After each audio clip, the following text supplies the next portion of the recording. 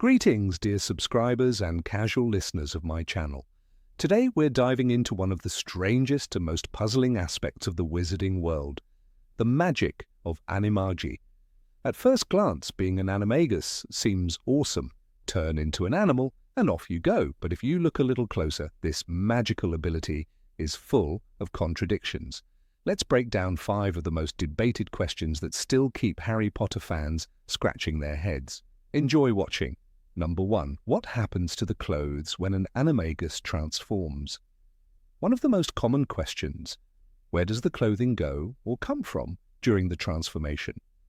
In the Prisoner of Azkaban movie, we see Peter Pettigrew's clothes fall to the ground when he shifts back into a rat. Makes sense.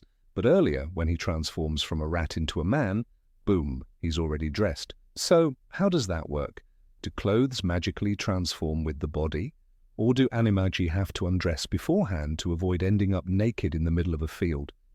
Wizards don't seem to wear special transforming outfits. There's no mention of that anywhere. It's a classic case of magical inconsistency. Number 2. Why don't Dementors detect Animagi? The Prisoner of Azkaban explains how Sirius Black escaped from Azkaban. He turned into his animagus form, a giant black dog, and the Dementors didn't notice him, because apparently they only sense humans. But hold on. An animagus still has a human soul. This isn't a werewolf, it's still a wizard, just in an animal's body. Shouldn't Dementors be able to sense magical essence? Or at least detect the emotions or soul of Sirius? Are we saying that if you transform into a squirrel, you become invisible to one of the most terrifying creatures in the magical world? That doesn't quite add up. Number 3. Becoming an animagus is a gamble. Do wizards really know what they're getting into? Think about Patronuses. Wizards don't choose their form. It manifests based on their inner self. The same goes for Animagi. Your animal form reflects your soul, not your preference. Did the Marauders know what they were signing up for? Peter became a rat, James a stag, Sirius a dog. What if one of them had turned out to be, say, an oyster or a sea urchin? Take Rita Skeeter. She secretly learned to transform into a beetle, perfect for spying, but imagine if instead she'd become, say, an elephant. Good luck sneaking into the Daily Prophet newsroom. Becoming an animagus is like playing magical roulette. And your entire scheme depends on how lucky you get. Number 4. How did the Marauders manage to learn such a complex form of magic? The process of becoming an animagus is one of the most grueling and dangerous magical undertakings. Just the first step is mind-blowing. For an entire month, from full moon to full moon, the wizard must hold a mandrake leaf in their mouth, constantly. No swallowing, no removing, at all. And that's only the beginning. One wrong move and it's either back to square one, or worse, you're permanently stuck in a magical limbo. So how did the Marauders, 3 mischievous teenagers with a questionable relationship to rules, manage to pull this off without error? They're shown as clever, sure, but not exactly bookworms, yet they mastered something many fully grown wizards can't even attempt. It's impressive, but also a little suspicious. Number 5. Why are there so few Animagi? Okay, the process is tough, got it, but the benefits? Huge. Escape from prison, spy without being noticed, vanish in a crowd. Why aren't more wizards lining up to learn? Even if you can't choose your form, nearly any animal can be useful. Peter as a rat turned out to be incredibly effective. And if you're lucky enough to get something like a hawk or a panther, jackpot. So why isn't the wizarding world full of Animagi, legal or otherwise? Could it be that the Ministry of Magic is intentionally making it harder, maybe even scaring people away? Or is there something deeper going on, and something we're not being told? Number 6. How does an animagus's consciousness work in animal form? Sirius Black, even in his dog form, was more than fur and fang. He escaped Azkaban, crossed a country and found Harry, all while hiding in plain sight. That level of planning demands reason. In The Prisoner of Azkaban, Crookshanks helped Sirius steal a list of passwords from Neville. That wasn't instinct, that was strategy. But still, Sirius growled, snarled, and moved like a real dog. So how much of his mind was still his? Animagus transformation bends the body, but the mind is another matter. Instinct seeps in. A rat will run, a dog will bite, a beetle will hide. Peter Pettigrew, in his years as Scabbers, twitched and trembled even when unprovoked. He acted more rodent than man. Was that fear, or had his thoughts changed shape too? There's no known spell to measure thought in animal form, no magical way to track which memories remain intact, but logic suggests something shifts. McGonagall, when she transforms into a cat, sits still and watches, always controlled. But she doesn't speak, doesn't act. Her actions are measured, limited. Maybe that's by choice, maybe not. The longer a wizard stays in animal form, the more they risk blending with it. Magic doesn't erase instincts, it layers them, and even the sharpest mind can dull beneath the weight of a borrowed shape. When a person starts thinking like the animal they've become, how long before they stop remembering they were ever anything else? Number 7. Can Animagi use magic while transformed? When Sirius Black transformed into Padfoot, he became a silent shadow, fast, strong, watchful, but never magical. He couldn't cast spells, couldn't speak, couldn't summon his wand. And yet the magic was still in him. He was a wizard, not a dog. So why couldn't he use it? Dumbledore once performed magic without speaking or moving. In Half-Blood Prince, Harry watches in awe as Dumbledore lights candles and clears rubble with silent, wandless precision. If such power exists, what stops an animagus from using it? Is it the lack of a human form or something deeper? Perhaps the very act of transformation suppresses the magical flow, cutting off the connection between mind and magic. Imagine the consequences if it didn't, if someone like Bellatrix Lestrange could become a hawk and strike with wandless spells from above. Or if an animagus rat could slip into a vault and disarm protections without ever returning to human shape. It wouldn't be transfiguration anymore, it would be weaponized secrecy. The Ministry never addresses this. No laws, no warnings, no answers. Maybe it's safer that way. Because a creature that can cast spells, fly, hide, and never be seen coming, that's not a wizard anymore. That's something far more dangerous. Number 8. What happens if an animagus dies in animal form? A small black cat was found motionless near the gates of Hogwarts one winter morning. No one looked twice. Cats were everywhere. Caretakers kept them to chase rats. But what if that wasn't just a cat? What if it had once been Professor McGonagall, caught off guard, attacked, killed before she could change back? Would anyone ever know? Death is final, even for magic. The books never tell us what happens when an animagus dies while transformed. Do they remain an animal? Do they shift back at the moment of death? In Order of the Phoenix, Sirius falls through the veil as a man, but what if he had fallen while in dog form? Would Harry have watched a black dog vanish forever, never knowing if it had truly been his godfather? The danger lies in invisibility. A dead owl on a forest path, a crushed insect underfoot. If the transformation remains, the identity is lost. No wand, no magical trace, no fingerprints, just a forgotten corpse. It becomes the perfect disappearance, a dark loophole, a way for someone to vanish without questions. Or worse, for someone to be killed without consequence. The Ministry doesn't publish guidance. There are no known spells to detect a dead animagus.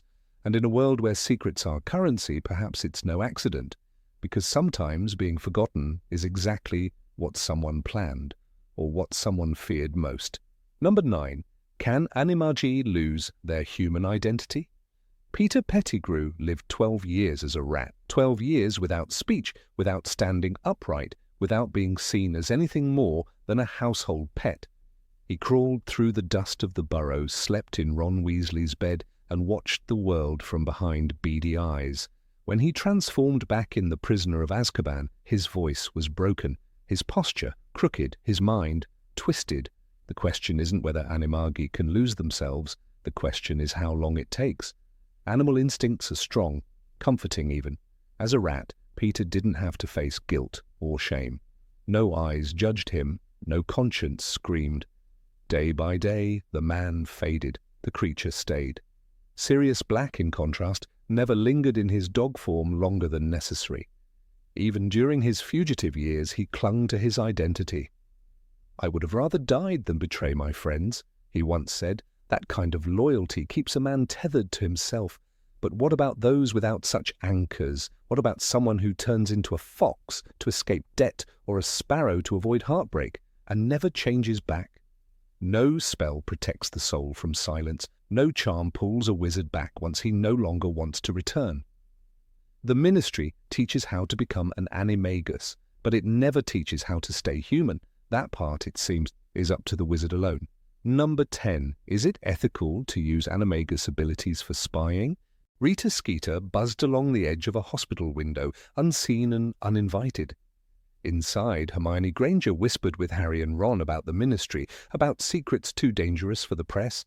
And yet, the press was there.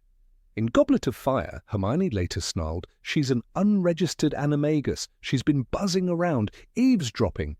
That single sentence reveals a terrifying truth, one which, with enough ego and cunning, turned animagus magic into a weapon, but Rita is only the one who got caught. How many others never were?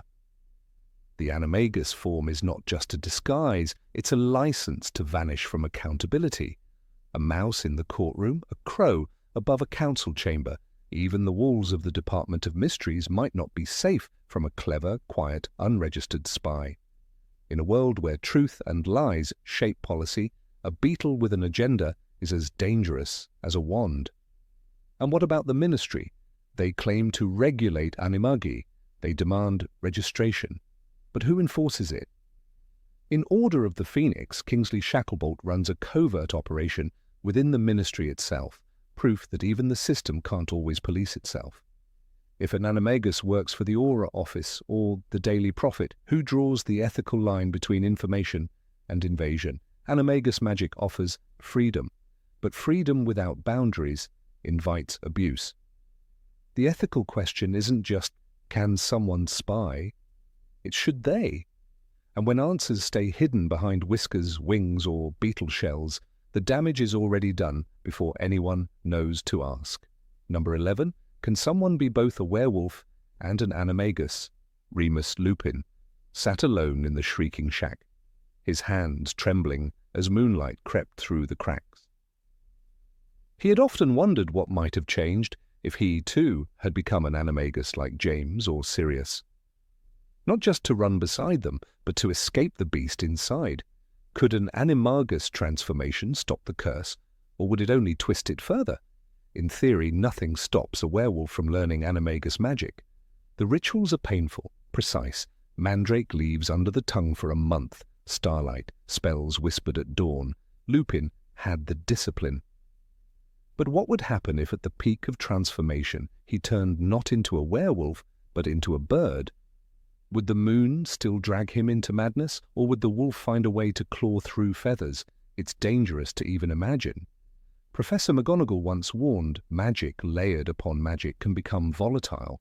If that's true, then a werewolf-animagus hybrid might not shift cleanly from one form to another. Perhaps he would become something in between. Half wolf, half bird. Something the magical world has no name for. A creature that obeys neither instinct nor thought. There are no recorded cases. Or maybe they were erased. Maybe the wizarding world didn't want to remember what happens when a cursed soul bends the rules of nature twice. If Lupin had tried, would he have become freer or something even more monstrous? Some doors, once opened, don't close. And in the silence of the full moon, the mind wanders to what might have been. But 12. Do potions affect Animagi in animal form? Rita Skeeter purred contentedly as she lapped milk from a crystal dish in the corner of the drawing room. To the average observer, she was just a beetle or, on a rare occasion, a stray cat wandering the halls of the Daily Prophet. But what if someone knew her secret? What if that milk had been laced with poison? Would Rita, still under the influence of her animagus transformation, have felt the effects? Would she have died as a cat, her human form forever lost, discovered only too late when her small, lifeless body morphed back into that of the notorious journalist? The magic of animagus transformation is powerful but not perfect. We know from McGonagall's dramatic reappearances One moment a tabby cat, the next a professor with piercing eyes, that the human is never truly gone, but when it comes to potions, the rules become murky. In Harry Potter and the Goblet of Fire, Moody warns constant vigilance, and that's exactly what any animagus should keep in mind. A calming draught meant to soothe the nerves might not affect the same brain once it takes animal form. Or it might work, but unpredictably. Too much dreamless sleep potion in the body of a mouse could be lethal. Too little, and it might leave the wizard vulnerable, stuck somewhere between consciousness and instinct. Consider Sirius Black. In The Prisoner of Azkaban, he survives on rats while hiding as Padfoot. What if someone had slipped Veritaserum into the meat? Would it have forced him to reveal his secrets, even without the power of speech? And if someone had poisoned that meat, he would have died a stray dog on the streets of Hogsmeade, and no one would have been the wiser. That's the terrifying part. A death without witnesses, without explanations, just another animal corpse left behind. Number 13. Can an animagus transform into a magical creature? Of all the questions whispered in the candle-lit corridors of Hogwarts and pondered in the echoing silence of the Department of Mysteries, one remains largely unanswered and cloaked in myth. Is it possible for a wizard or witch to become a magical creature? The world knows of Animagi, those rare individuals capable of turning into non-magical animals. Minerva McGonagall famously assumed the form of a tabby cat with square spectacles. Sirius Black became a massive black dog to aid his friend Remus Lupin. Even Rita Skeeter, as untrustworthy as she may be, could slip into her beetle form to eavesdrop unnoticed. But these are mundane creatures, creatures of the earth, without inherent magic. The notion of transforming into something truly magical, say, a phoenix, a thestral, or even a dragon has long been regarded as fantasy, even among wizards. Yet the Patronus, a projection of one's innermost self and power, can assume magical forms. Dumbledore's Patronus was a phoenix, Kingsley Shacklebolt's a lynx that seemed imbued with unusual intelligence. These forms are not random, they reflect character, power, and sometimes destiny. If the Patronus can reflect such profound magical identity, then what barrier truly prevents a skilled enough animagus from transcending the limitations of the ordinary? What stops a wizard from becoming not a mundane creature, but a magical one? The law, for one. The Animagus Registry maintained by the Ministry of Magic tracks known Animagi, but what if someone's transformation would raise suspicion, fear, or panic? Magical creatures are subject to an entirely different set of legal constraints. A hippogriff requires a license to be kept on school grounds. Dragons are assigned to dangerous category classifications and monitored tightly by the Department for the Regulation and Control of Magical Creatures. If a person were to take the form of such a beast, would they be subject to those same laws, or worse, might they be hunted?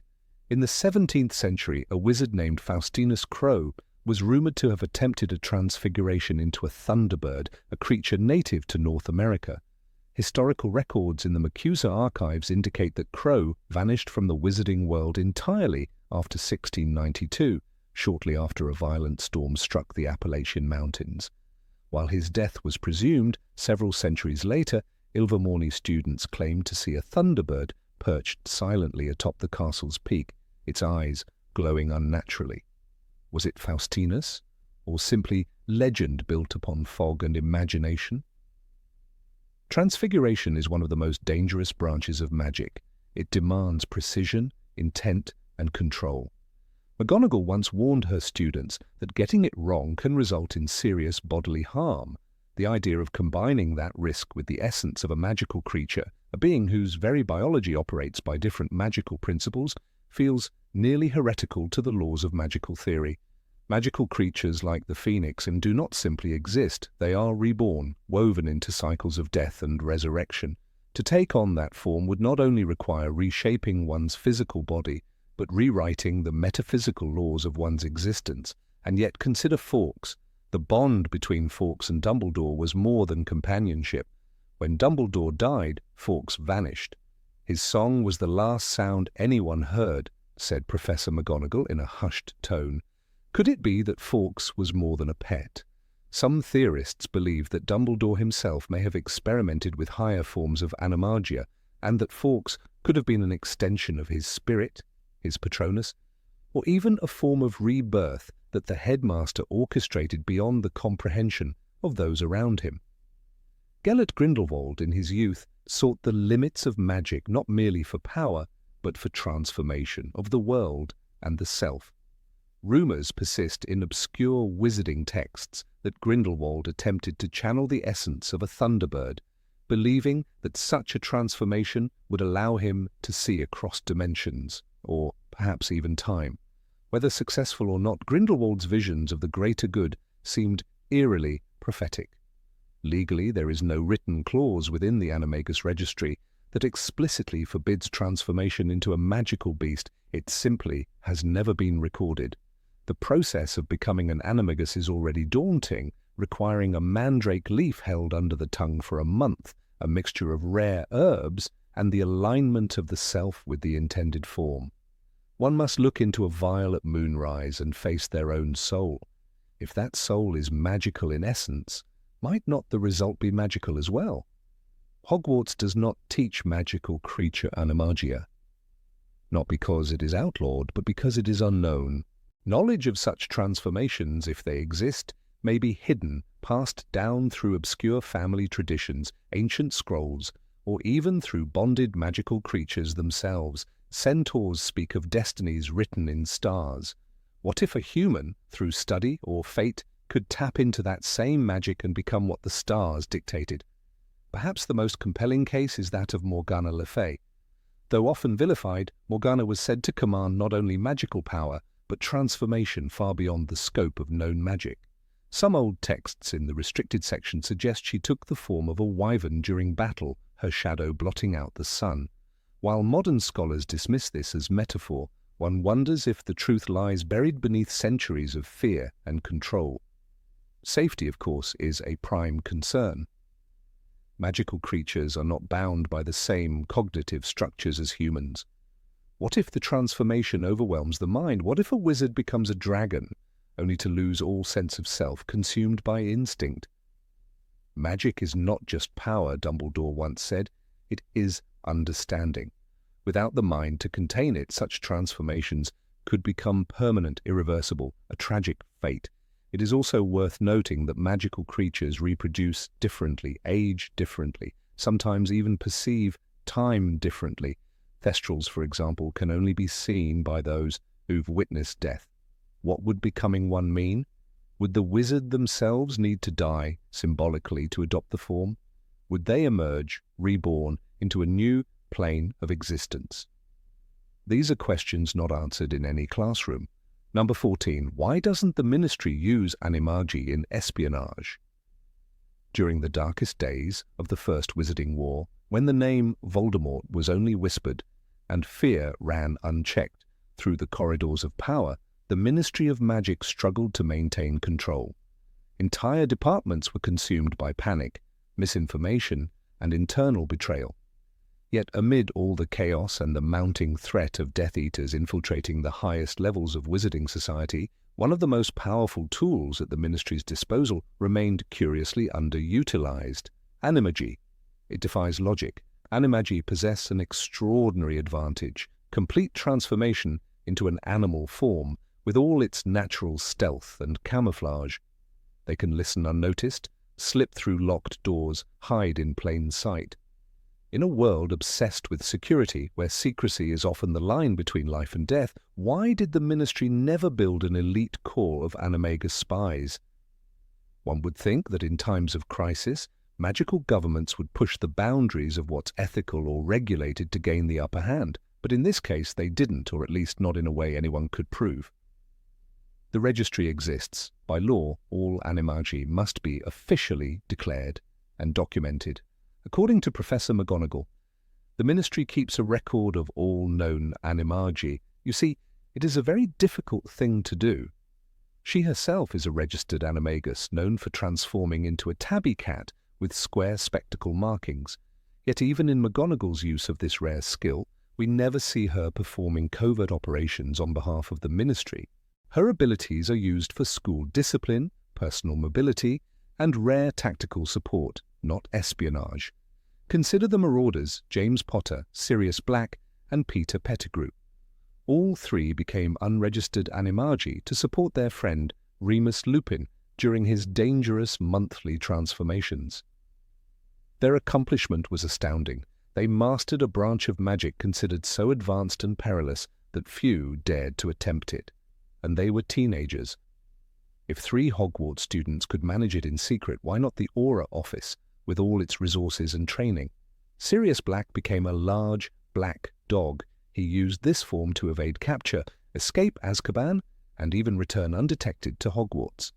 The transformation was so effective that Dementors, creatures designed to detect and suck out human souls, couldn't recognize him in his animagus shape. Peter Pettigrew, meanwhile, as a rat, lived undetected for over a decade in the Weasley household, moving among humans without ever being suspected. He infiltrated Hogwarts again under the guise of Scabbers and facilitated Voldemort's resurrection from the shadows. If that's not proof of the potential of Animagi in subterfuge, what is? And yet the Ministry made no public move to develop this talent into a formal asset.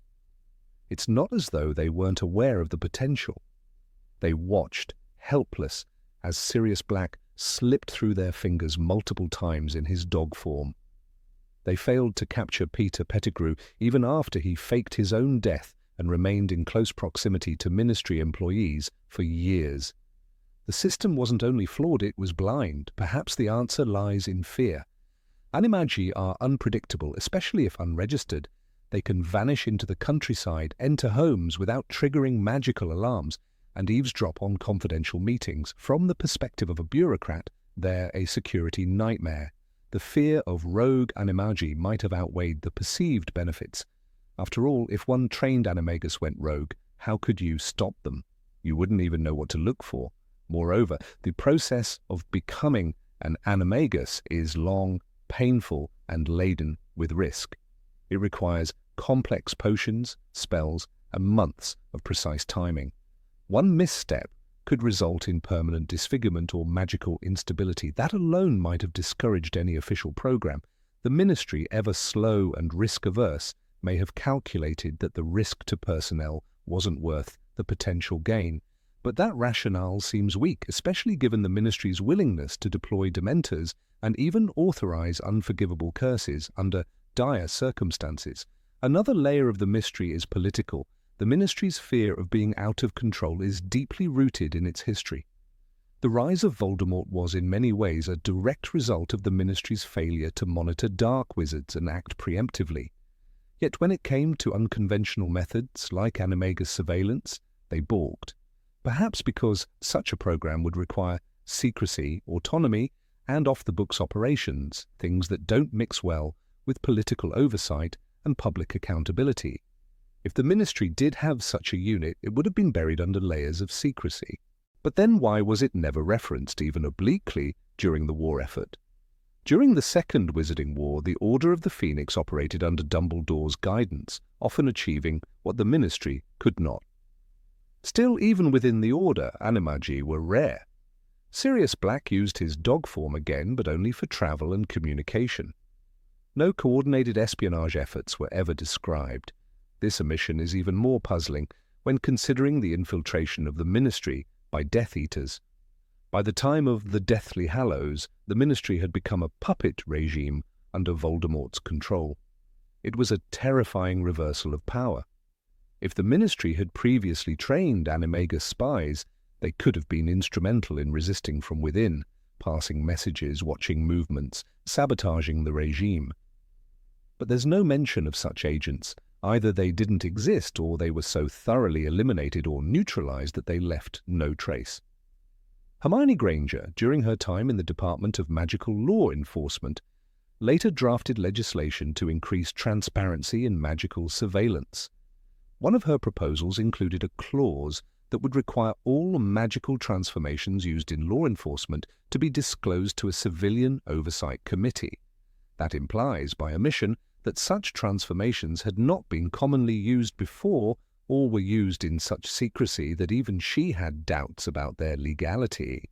Number 15. Can injuries in animal form carry over to the human body? Of all the mysteries in the wizarding world, few are as hauntingly intriguing as the potential consequences of injury while in animagus form. This ancient magical art, known for its elegance and power, hides beneath its surface an unsettling question. What truly happens when an animagus is wounded while transformed into an animal? The world of Harry Potter gives us precious few direct answers, but with careful examination of canon details, character behavior, and magical theory, we can begin to unearth a disturbing reality. The body may shift, but injury does not vanish with the spell. The cost of transformation could, in some cases, be one's life. Consider the example of Sirius Black, one of the most prominent known Animagi in the Harry Potter universe. Sirius's animagus form is a large black dog, a creature both swift and powerful. Yet in Harry Potter and The Prisoner of Azkaban, we see how vulnerable he truly is. When Harry, Ron, and Hermione confront the truth about Scabbers, Peter Pettigrew, in animagus form, Sirius, even as Padfoot, remains severely weakened from his time in Azkaban. Later, in Harry Potter and the Order of the Phoenix, when Sirius duels in the Department of Mysteries, he does not use his animagus form, even though the chaos of battle might have benefited from the speed and ferocity of a dog. Why? Perhaps the risk of injury while in animal form is greater than it appears. It is essential to understand the limitations of magical healing. In Harry Potter and the Half-Blood Prince, Madame Pomfrey tells Tonks that magical healing cannot always fix broken bones cleanly, and that regrowing bones, as in the case of Harry's arm in Chamber of Secrets, is an excruciating process. This tells us that magic is not omnipotent. If a witch or wizard transforms while injured or becomes injured during transformation, the wound does not simply vanish. Bones broken in a dog's leg do not realign into a healthy human arm. The magic of the animagus transformation, complex as it is, cannot overwrite the laws of the physical body. It is not a resurrection, it is a translation. Let us explore this further by imagining a scenario involving Professor McGonagall, another registered animagus. Her feline form is famously nimble, stealthy, and swift, but suppose she is ambushed in battle and, as a cat, sustains a deep slash across her side. If she transforms immediately into her human form, will the wound migrate? Most likely, yes. The torn muscle and blood loss would manifest across her human ribcage, not vanish into the ether. Indeed, the idea that transformation heals would contradict nearly every principle of magical consistency shown in the books. Magic is powerful, but it follows laws, unwritten, often dangerous ones. Peter Pettigrew provides a chilling insight into this idea. When he is revealed in Prisoner of Azkaban, he has lived for years as Scabbers, a rat. As such, he has adapted to the life of a creature drastically different from his own. Yet notably, he is missing a finger, a detail that remains consistent in both his rat and human forms. The severed digit did not regenerate when he transformed. This simple, grisly fact is perhaps the most damning evidence that physical injuries remain through transformations. If a finger does not regrow, why would a shattered bone? Moreover, the transformation itself does not cushion damage. If an animagus were hit by a curse or suffered internal trauma, say broken ribs or a concussion, those injuries would not be alleviated by returning to a human state. Instead, they would likely translate painfully. Imagine a bird struck mid-flight, plummeting to earth. As the animagus transforms back, the damage could potentially be even worse, redistributed across the larger, more vulnerable human frame. The translation of injury is not symmetrical, it is a brutal recalibration. What then of magical healing post-transformation? Certainly, a skilled mediwitch or healer at St. Mungo's could treat the injury once the person is returned to human form. But the danger lies in delay. A broken leg in a dog might be survivable for hours. That same injury, transferred and compounded by transformation, might become a compound fracture in a human complete with blood loss, infection risk, or even fatal shock. The human body, while durable, is not immune to the traumas of war and wilderness. It is worth noting how rarely Animagi use their powers in open combat. Sirius does so, but sparingly. He attacks Snape as Padfoot in Prisoner of Azkaban, but only when his rage overwhelms him. He remains human during the battle at the Department of Mysteries, perhaps understanding that brute force in dog form cannot match wand work. McGonagall, too, transforms primarily for stealth or transportation, not warfare. This restraint is not a coincidence. It is likely an unspoken acknowledgement of the danger inherent in remaining an animal in a world designed for humans. In fact, Animagus transformation might strip the witch or wizard of magical protection altogether. A dog cannot cast a shield charm, a cat cannot apparate. Thus, if wounded while in animal form, the Animagus is at the mercy of mundane biology, arteries, muscle tissue, oxygen, pain. The advantages of stealth or mobility are paid for in the currency of helplessness. And in battle, helplessness is a death sentence. Furthermore, the magical strain of transformation itself cannot be underestimated. We know from Prisoner of Azkaban that becoming an Animagus is a rigorous, dangerous process. It takes years of study and precision. A misstep can result in permanent damage, stuck in between forms, or losing one's mind entirely. J.K. Rowling wrote that the transformation must be mastered with complete control, and even then, mistakes can happen. If one transforms while already in pain or shock, the spell could misfire catastrophically. Number 16. Can Animagi sense magic while in animal form? In the shadowy corridors of magical theory, some questions linger like ghosts in the forbidden forest, unanswered, half-whispered, but too compelling to ignore. Among them lies the riddle of the Animagus. When a witch or wizard transforms into an animal, do they retain their sensitivity to magic? Could they feel spells swirl around them, perceive enchantments in the air, or recognize the tingling pull of a concealed charm? And if so, what does this mean for the wizarding world? J.K. Rowling left no explicit answer in her books, but the clues, scattered like breadcrumbs in the deep woods of narrative, invite a deeper investigation. We know that an Animagus retains their human consciousness. This much is certain. Sirius Black as Padfoot never forgets who he is. Rita Skeeter, in beetle form, follows conversations and remembers them well enough to publish scandalous articles. Peter Pettigrew, cowardly and cunning, spends years in rat form while remaining deeply aware of the threats around him. These are not mindless beasts. They are humans in every magical sense, only wearing fur, wings, or scales. But what of magical sensitivity, the ability to sense magic, to feel its presence like a whisper or a scent? Could an Animagus sense when a spell is cast near them? Could they detect wards, protections, or hexes lingering in the air? The answer may not lie in the theory of transfiguration alone, but rather in the lived experience of characters we've already come to know.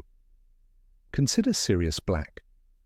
In Harry Potter and the Goblet of Fire, he lives in his Animagus form for weeks, hiding near Hogsmeade and watching over Harry. Snuffles manages to appear at exactly the right moment, responding to threats, always knowing when Harry is in danger. When Harry's scar hurts, Sirius knows it means something dark is rising. When Harry's name emerges from the goblet, Sirius is among the first to understand what it truly means. While much of this knowledge comes from observation and logic, there's an underlying sense that Sirius feels what others might miss. He hides in the caves above Hogsmeade, avoids the aura's detection, and somehow stays one step ahead. How? Surely not by instinct alone. There must be a thread, however fine, connecting his magical self to the world around him, even in his Animagus form. Then we turn to Rita Skeeter. Her illegal transformation into a beetle allows her to eavesdrop on conversations at the Triwizard Tournament and within Hogwarts Castle. It is explicitly stated in Goblet of Fire that she is unregistered, a criminal in the eyes of the Ministry. Hermione traps her in a glass jar, threatening to expose her unless she stops her spying. But consider what it takes for Rita to succeed in the first place. She is not merely present in rooms, she is hidden from spells and enchantments designed to prevent exactly such intrusions. Hogwarts is no ordinary place. Protective enchantments guard it fiercely. That a beetle could pass through them unnoticed and remain aware implies more than stealth. It suggests magical adaptability. Could it be that in her insect form, Rita not only sees and hears, but feels the magical field around her, knows where not to go, when to stay still? Otherwise, she would have been detected instantly. Surely a castle that can repel apparition and confuse Muggle perception would be able to detect a magical presence disguised as a bug, unless that presence had the wit to sense danger and avoid it. The theory gains weight when we reflect on Peter Pettigrew's years as Scabbers. Hiding in plain sight as the Weasleys' pet, he avoids suspicion despite his strong magical signature. Why did the Marauders' map never reveal him to Fred and George? Why didn't the twins using the map for mischief ever question the presence of a man sleeping in Ron's bed? Is it because the map overlooks animals? Or did Peter suppress his magical signature just enough, consciously or instinctively, to avoid detection? If he could dull his magical presence, might he also feel the presence of others? Auras passing through the burrow, or when Dumbledore visited, did he shiver slightly when a powerful charm was cast in the room? Was it this sensitivity that kept him alive, an ability not only to see the magic of others, but to feel its echo? To understand what might be happening beneath the surface, we must return to the nature of magic itself. In the Half-Blood Prince, Dumbledore tells Harry, "Magic always leaves traces." If that is so, and Animagi retain their human consciousness, would they not also retain their ability to perceive these traces? We know some witches and wizards can feel magic. The young Tom Riddle as a child could influence objects around him without a wand, sense when others were lying, and detect when he was being watched. Harry himself as a Horcrux senses Voldemort's emotions and thoughts across distances. Magic is not simply cast, it is experienced. It pulses in the atmosphere, lingers like fog. Why then would an animagus lose the ability to perceive it, especially when their mind remains intact? In Order of the Phoenix, Sirius again displays awareness that goes beyond animal instinct. He warns Harry about the power of the Department of Mysteries. He tells Harry the world isn't split into good people and Death Eaters. Such insight suggests a constant presence in the magical stream of events. Could he have perceived the growing darkness while watching from the shadows in animal form? Could he feel the tension of the coming war, even when unable to speak it aloud? It is a chilling idea, an animal with a human mind and magical sensitivity, able to slip undetected through protections and wards. Such a creature could spy on private conversations, sneak into guarded rooms, and report back without leaving a single magical trace. Animagi would be the perfect spies, silent, aware, and cloaked in the most innocuous of forms.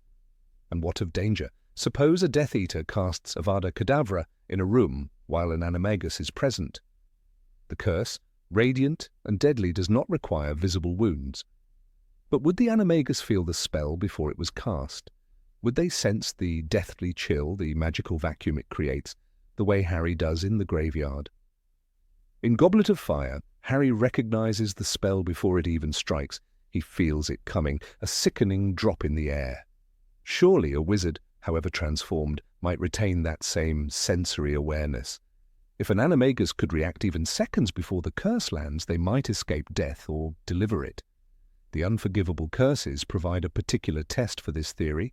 Imperio, for instance, invades the mind, bending it to the caster's will. Would it work on an animagus, and if so, would the wizard within feel the curse differently, more sharply perhaps because of the split between body and soul? In Goblet of Fire, Barty Crouch Jr., disguised as Moody, teaches the unforgivables. He says some witches and wizards can resist Imperio with great mental effort. If so, would a mentally aware animagus have more resistance or less? Would their human mind, hidden in animal form, offer a buffer or a vulnerability? Let us imagine a scene. A wizard transformed into a crow sits on a branch. overlooking a meeting of dark wizards. One raises a wand, casting Protego to shield the group. The crow tilts its head, not out of animal curiosity, but because it feels the shimmer in the air. The barrier pulses like heat on pavement. The animagus knows no spell will pass through. Moments later, the leader casts legilimens, seeking a hidden presence. The crow remains still. It feels the brush of mental magic, but repels it with will. It knows not to move. It waits, survives, and later returns to deliver a report that could change the course of war. In such a scenario, magical sensitivity is not only possible, it is necessary. The darker implication is that an animagus could become more than a spy. They could be an assassin. Imagine a black cat slipping unnoticed through the corridors of the ministry. It feels the wards, senses the protective spells, knows where the auras are patrolling. It waits. Then it transforms and casts Avada Kedavra before anyone can raise a wand. This would not be possible if the animagus were cut off from magic. It would require perception, patience, and presence. And we know from the books that Animagi are rare, not because the spell is forbidden, but because it is difficult. It demands such precision, such control over the body and mind that only the most gifted attempt it. Minerva McGonagall is a registered animagus. In Sorcerer's Stone, she transforms before Harry's eyes, but more interestingly, she can cast complex spells, rid magical auras, and detect deception.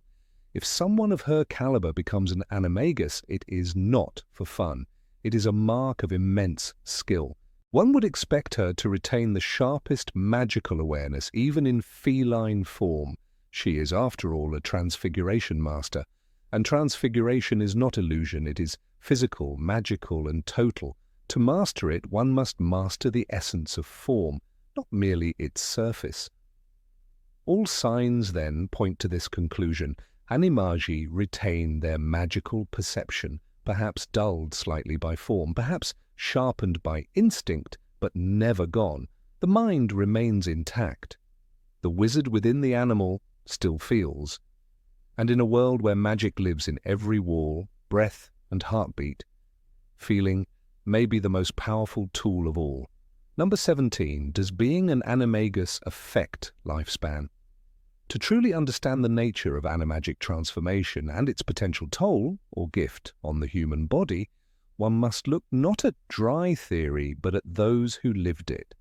Few magical disciplines require the same commitment, repetition, and intimate connection between mind and matter.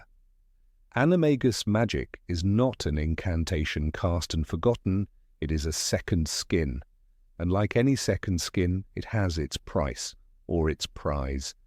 The case of Minerva McGonagall stands as a pillar for those who claim that becoming an animagus is not only safe, but even rejuvenating. A towering intellect and powerful witch, McGonagall became a registered animagus in 1956, transforming into a silver tabby cat with square spectacles around her eyes.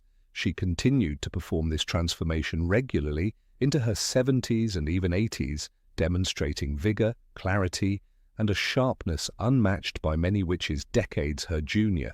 She led battles, taught with precision, and stood as deputy headmistress for years.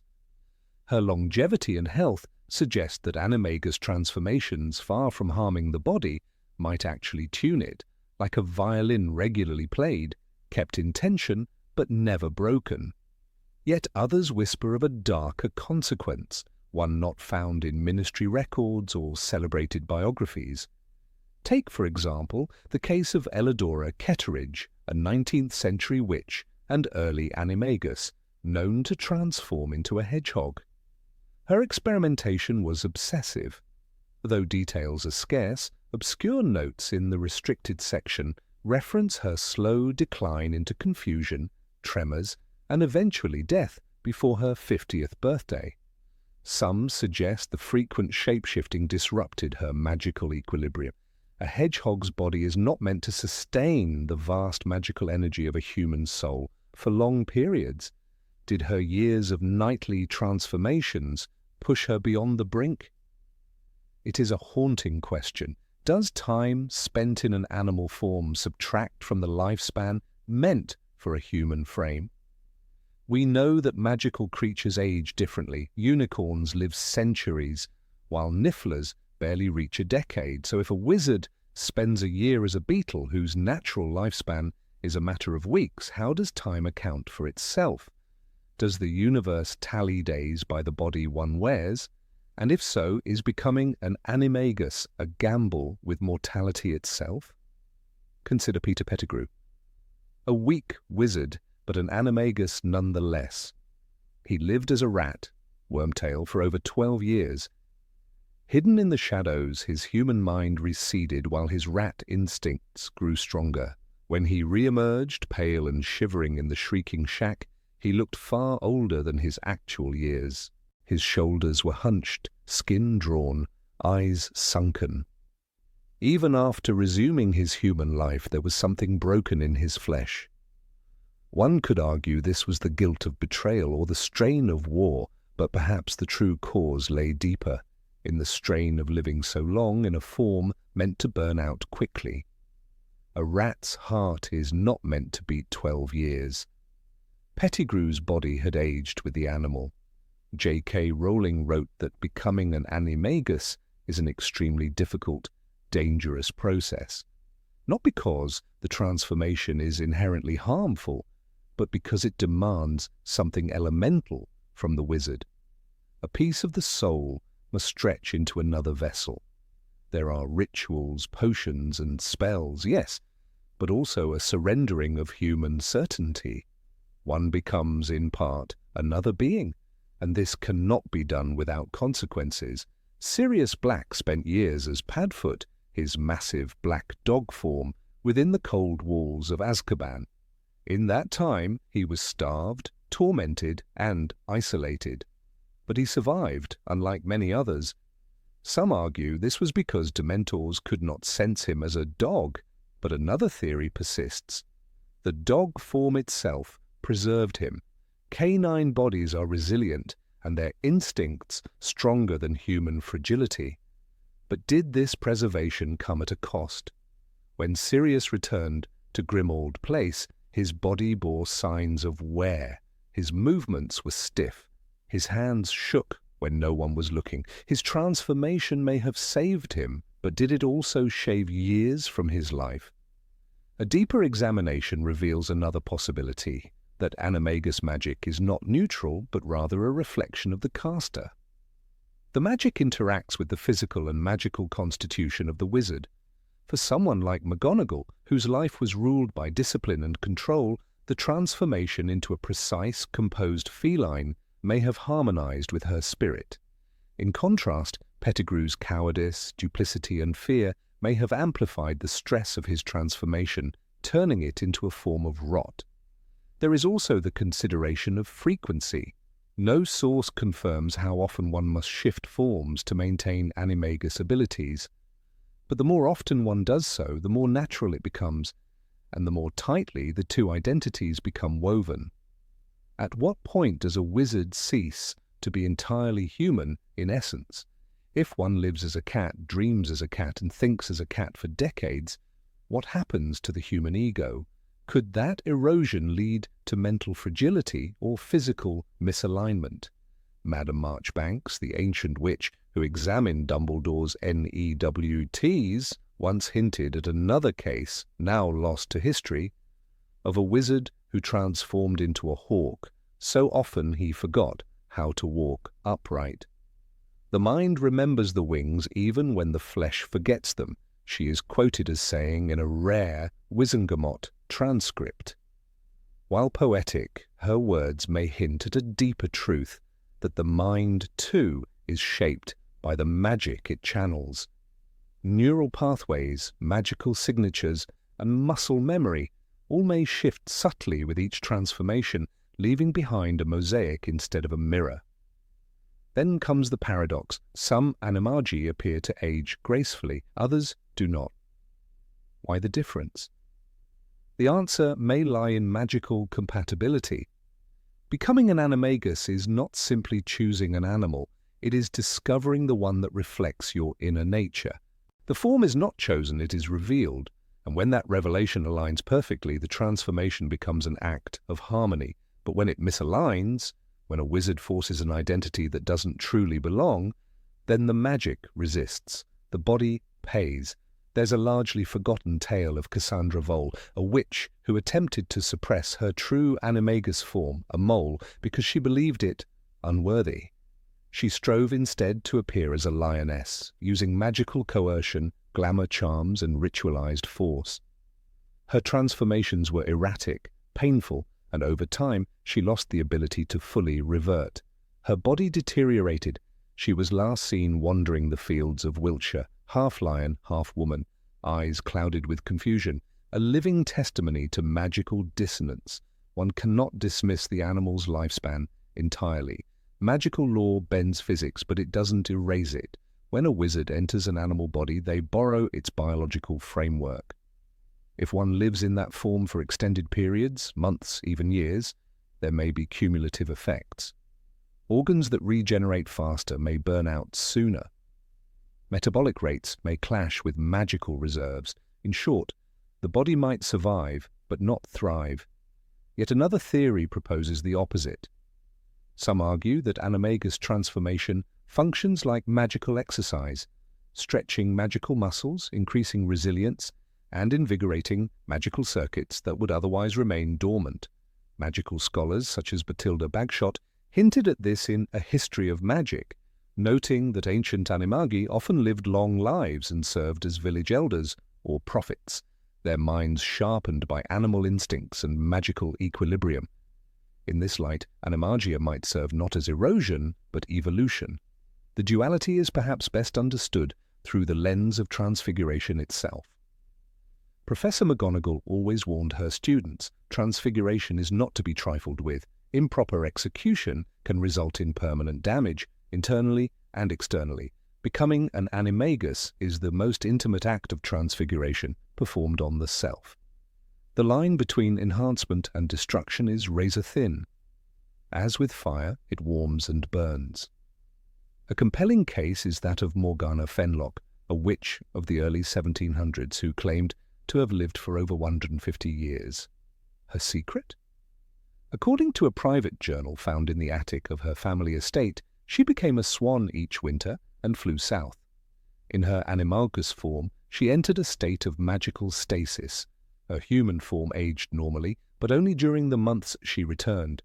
Her story remains unproven, but the magic behind magical hibernation is not without precedent. The Department of Magical Law Enforcement tracks registered Animagi, but records are sparse, and the Ministry is reluctant to fund studies on long-term health effects, perhaps because the results are inconclusive, or perhaps because the truth is too dangerous. If animagus transformation can extend life, would wizards rush to perform it without understanding the risks? And if it shortens life, would the practice be outlawed? One must remember, animagus magic is a form of voluntary metamorphosis. Metamorph magi, such as Nymphadora Tonks, change shape instinctively, without potions or rituals. But even she showed signs of magical exhaustion after intense periods of emotional stress. Her hair lost its color, her face its brightness. And though not an animagus, her case raises another question. Is transformation sustainable or merely survivable? And finally, there is the soul. What effect does animagus transformation have on the soul? Horcruxes, Dementors, and magical contracts all impact the soul visibly in the Harry Potter universe. So does becoming half-beast leave a scar or a seal of power? Ancient runes carved into the walls of the Department of Mysteries suggest that some transformations bind more than flesh, they bind fate. In truth, the answer remains elusive. For every animagus who thrived, another withered. For every magical record that shows vitality, there's a whisper of decline. Animagia is neither poison nor panacea. It is a mirror. And like all mirrors, what you see depends entirely on what you bring to the glass. Number 18. What happens if an animagus transforms into an extinct animal? In the deepest corners of the magical world, far beyond the corridors of Hogwarts or the bustling alleys of Diagon Alley, there exist theories, whispers passed down by those who dare to question the limits of magic. One such theory concerns the very nature of Animagi. What if, through some ancient and forgotten power, a witch or wizard could transform into an animal that no longer exists in the Muggle world? Could a magical soul slip into the shape of a creature erased by time, say a saber-toothed tiger or a woolly mammoth? The laws of animagus transformation, as outlined in the Standard Book of Spells, Grade 7, and the records in the Department of Magical Registration, state that the animal form is deeply tied to the wizard's inner self. Professor McGonagall, one of the most famous registered animagi, became a tabby cat, her animagus form reflecting her personality, observant, wise, and fiercely independent. Sirius Black, known as Padfoot, transformed into a great black dog symbolizing loyalty and protection. Their forms mirrored something internal, a soul's echo in the animal kingdom. But what if the soul's reflection doesn't belong to the present? What if the animal that mirrors the wizard's essence hasn't walked the earth for thousands of years? The Ministry has never addressed this possibility, perhaps because it exists outside the reach of regulation. But in the forbidden texts hidden within the Department of Mysteries, there are stories, tales too wild to be published but too persistent to be ignored. One such story tells of a wizard named Eldric Fenro, born in the Scottish Highlands in the early 14th century. Eldric was an outcast, a child born under the hunter's moon with silver eyes and an affinity for magic so primal that he never used a wand. Animals followed him. Trees bent slightly toward him. He was feared by the local wizarding community for what they called deep magic, the kind that stirred in the bones of the earth. Eldric never registered with the Ministry. Indeed, he lived long before its founding. And yet his story survived, etched into the stone walls of a ruined castle and whispered by centaurs in the Forbidden Forest. It is said that Eldric vanished during a particularly harsh winter. For years his name became legend, but in 1852 a young magi-zoologist named Tilda Moorcroft claimed to have seen a great beast in the forests near Glencoe, a creature with sabred teeth and golden fur, its eyes silver like the moon. Tilda wrote in her journal, later archived by the Department for the Regulation and Control of Magical Creatures, "I do not believe what I saw was an ordinary beast. There was magic in its step. It watched me not as prey, but as kin." The journal was dismissed as fantasy.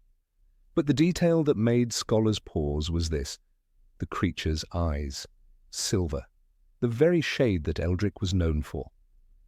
Could he have transformed into a saber-toothed tiger, Smilodon fatalis, an animal extinct for over 10,000 years in the Muggle world? And if so, how? Could the animal soul of a wizard stretch back through millennia?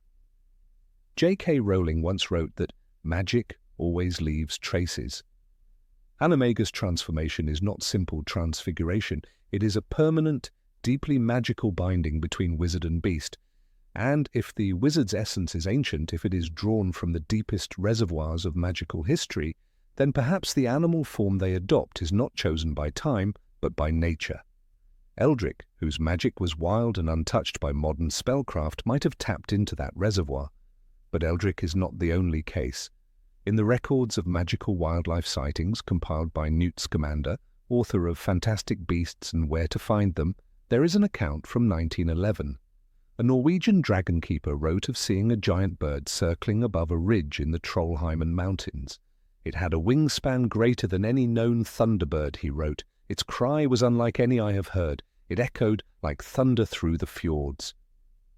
The man survived a dragon stampede, but his tale remained. Years later, a Hogwarts student from Ravenclaw, obsessed with extinct species, linked the description to Argentavis magnificens, a bird believed to have vanished millions of years ago. Could it be that some animagi are not simply transforming into known creatures, but are channeling something deeper, an ancestral memory of life itself? The idea is not unfounded. In magical theory, Adalbert Waffling suggests that the soul's magical shape predates the body's time. What he meant was simple. Our magical identity could be older than we are, older even than our world. It would explain the rare phenomenon of magical children producing wandless effects long before training, as if the magic is remembering, not learning. And if that is true, then perhaps the animagus form is a glimpse into that memory. An animagus who becomes a saber-toothed tiger or a giant extinct bird is not simply defying the rules of magic, but revealing them. They are walking proof that the magical world retains memories long forgotten by the Muggle one. What makes this even more fascinating is that Animagi retained their human minds. Sirius Black, while in dog form, understood speech and recognized his enemies. If Eldrick did become a saber-toothed tiger, he would not have lost his mind. He would have walked the forests of Scotland with full awareness, ancient intelligence in primal flesh. Perhaps he even chose exile, choosing to remain in his form indefinitely, watching the rise and fall of generations. There are whispers among the centaurs of the Forbidden Forest that sometimes, on moonless nights, a shadow passes between the trees, larger than any known creature, silent as mist, but with eyes that glow silver. The centaurs speak of it in hushed tones, not as a beast, but as a watcher. Firenze once warned Professor Dumbledore, there are eyes older than the stars, still watching from the trees. The Ministry of Magic has no official category for extinct animal animagi. In fact, their registry barely tolerates unregistered transformations, and most wizards never master the art at all. But among the magical elite, unspeakables, ancient families, and the guardians of forbidden knowledge, there are stories. One parchment, hidden in the Black family vault, described an ancestor who could become a dire wolf, a creature believed to have died out in prehistoric times. Walburga Black once mentioned the old blood in a letter now kept in the restricted section of the Hogwarts library. If even one of these stories is true, then magic is more than a force. It is a memory of creatures that lived long ago, whose spirits now sleep beneath mountains or within the frozen tundras of Siberia. And perhaps some witches and wizards are capable of awakening those spirits within themselves. Imagine the implications. Animagi who can take on extinct forms could become protectors of magical heritage. They might understand instincts lost to time or walk landscapes that no longer exist. They could even hold the key to ancient magical knowledge. A saber-toothed tiger animagus might sense ley lines older than Hogwarts. A mammoth animagus could remember glacial paths buried under cities. The past would not be a memory, it would walk among us. But there is danger in this power. Such forms are not tame. They are primal, untamed by the gentle laws of today's magical world. An animagus who transforms into an extinct predator may find it harder to return. Their human soul might become lost in the body of a hunter built for survival, not coexistence. It is rumored that some never return. The cost of becoming ancient is becoming forgotten. Even so, the idea continues to stir curiosity. In 1973, an experimental spell crafted by Arcturus Belby, yes, of the Belby family, that gave us the inventor of the Wolfsbane potion, attempted to guide animagus transformation through time-specific animal memories. The results were unstable. One test subject vanished for days and reappeared unable to speak, covered in feathers of no known species. The project was terminated, the record sealed.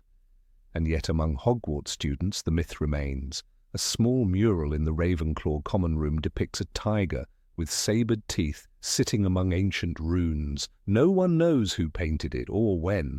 Professor Flitwick once remarked, "Magic often paints what we forget we knew." Perhaps it is better this way. Magic is not meant to explain everything. It exists on the edge of reason. The animagus form is a whisper from the soul, and some souls remember more than others. Some remember ice and fire, tooth and claw. the song of birds too large to fly today. So if you walk through the ancient forests of Scotland and the wind stills for just a moment, listen. Perhaps a shadow passes between the trees. Perhaps those silver eyes watching from the dark are not a predator, but a guardian of a world long gone. Number 19. Do Animagi have animal instincts? Sirius Black was not just a man falsely imprisoned. He was not just a friend or a fighter in the Order. He was a dog, a great, hulking black dog.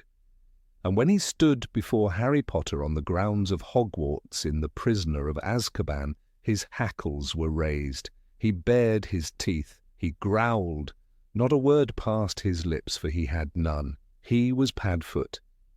And he was ready to kill to protect the boy. It wasn't merely bravery, it was instinct. The moment he saw a threat, Remus transformed, Peter escaping, Harry vulnerable. He acted as a dog would, protective, territorial, furious. Even if we assume Sirius was in full control of his mind, we cannot deny that his reaction was shaped, at least in part, by the beast he had become. The same can be said of Peter Pettigrew, though in a far less noble fashion. As Scabbers, he had lived undetected for over a decade. His behaviour was nervous, twitchy, panicked. He skittered away from Crookshanks, bit Ron when threatened, and often hid in corners. The cowardice that marked his human self amplified in his rat form. He didn't merely pretend to be a rodent. He was a rodent, inside and out. Harry even noted that Scabbers seemed to be unusually long-lived and intelligent for a rat, raising eyebrows only because no one expected a grown man to act so much like a common vermin. The theory that Animagi retain animal instincts is more than just speculation. It's stitched into the narrative, quietly but consistently. When one becomes an animagus, the transformation is not superficial. It is not a mask. It is not a costume. It is a complete metamorphosis, body, senses, and, it appears, behaviour. Consider Professor McGonagall, whose animagus form is a tabby cat. Cats are calm, deliberate, territorial. So is she. Even when in feline shape, she displays the elegant, quiet watchfulness of her animal counterpart. When Umbridge arrives at Hogwarts and imposes her new order, McGonagall does not bark or rage. She prowls, watches, and strikes when the time is right. It's hard not to wonder whether the animagus form simply reflects the inner nature, or if, once taken, it begins to shape the person in return. James Potter too became a stag, a noble animal, powerful and protective. As Prongs, he stood guard over his friends in their most desperate moments, especially when Lupin lost control of his werewolf form. James's bravery as a human extended into his animagus shape, but was it bravery or a deer's instinct to defend its herd? In the Order of the Phoenix, it is said that Harry saw a silvery light and a stag's shape when he conjured his Patronus. He wasn't just invoking a father figure, he was channeling an animal presence that had become inseparable from his lineage. If we accept that an animagus transformation is not just physical but also mental, then we face a darker possibility. What happens when a wizard takes the form of something less noble than a cat or stag? What if their chosen or instinctual animal is territorial, violent, or predatory? Let us imagine an animagus who becomes a wolf. Not a werewolf, cursed by lycanthropy, but a true wolf, wild and cunning. Unlike Lupin, who suffered the monthly loss of his humanity, this wizard might willingly embrace the instincts of the pack hunter. Would he retain the ability to suppress bloodlust? Or would the new body awaken a darker part of himself, whispering urges into his transformed mind? This might explain why the Ministry of Magic maintains such strict control over Animagi. According to the Daily Prophet, only 7 registered Animagi existed in the entire 20th century. 7. In a world of thousands of witches and wizards, the process is not only difficult, it is dangerous. A mistake in the transformation can leave a person permanently deformed or trapped, but perhaps the greater risk lies in what comes after, the slow, almost imperceptible erosion of human reasoning in the face of animal instinct. It is notable that Sirius, during his year on the run, chose to remain in dog form most of the time. It kept him hidden from the Ministry, yes, but it also changed him. Hermione once remarked that Sirius seemed restless, even aggressive. He snapped more easily. His sense of danger was heightened. Living as a dog had made him more canine, perhaps more loyal, yes, but also more impulsive. The longer he stayed that way, the thinner the line between man and beast became. There are whispers, unconfirmed but persistent, that some Animagi have lost themselves entirely. Ministry records mention a certain Elspeth Vane who transformed into a fox and was last seen fleeing into the Scottish Highlands in 1881. She was never found again. Some say she forgot her human self entirely and still runs wild through the forests. Others claim she chose to stay fox, finding more peace in fur than flesh.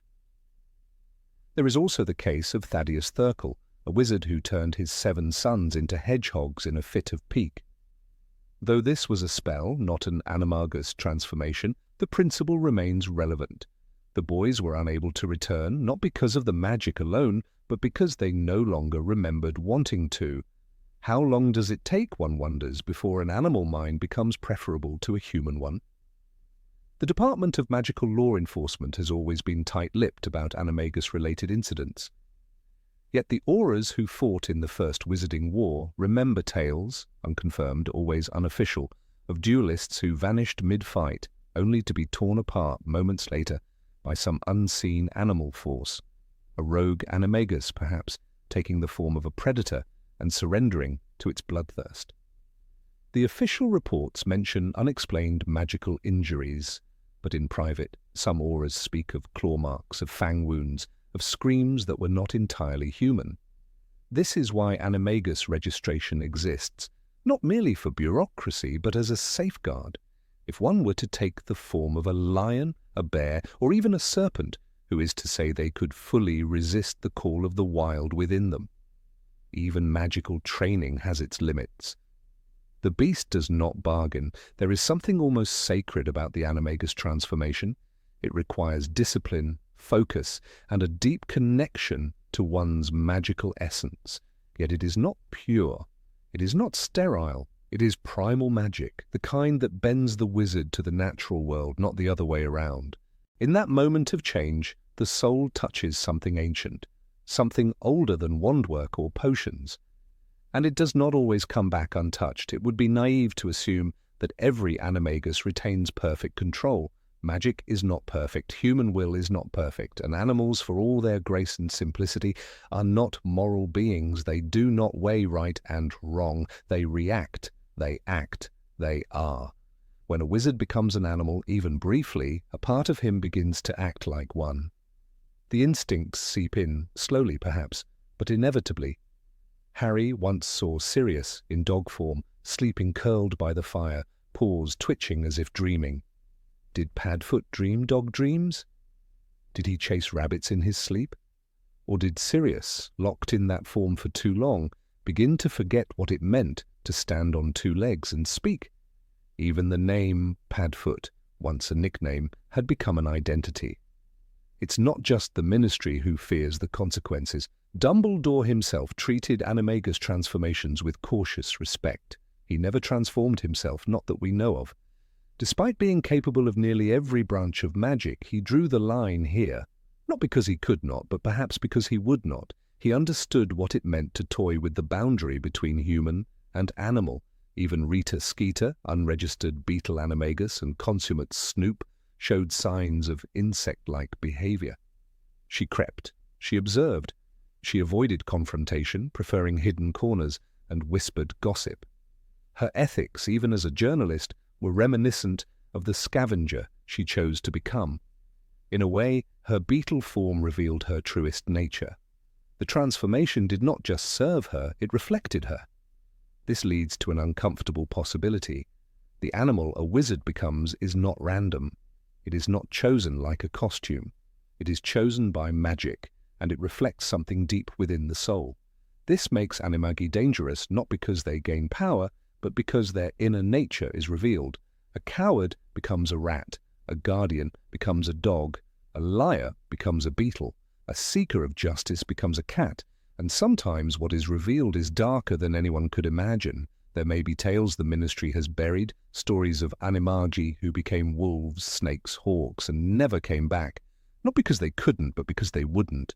The hunger was too strong, the thrill of flight, the scent of prey, the speed, the strength, it was addictive. The world of men began to seem dull in comparison. The line blurred and then vanished.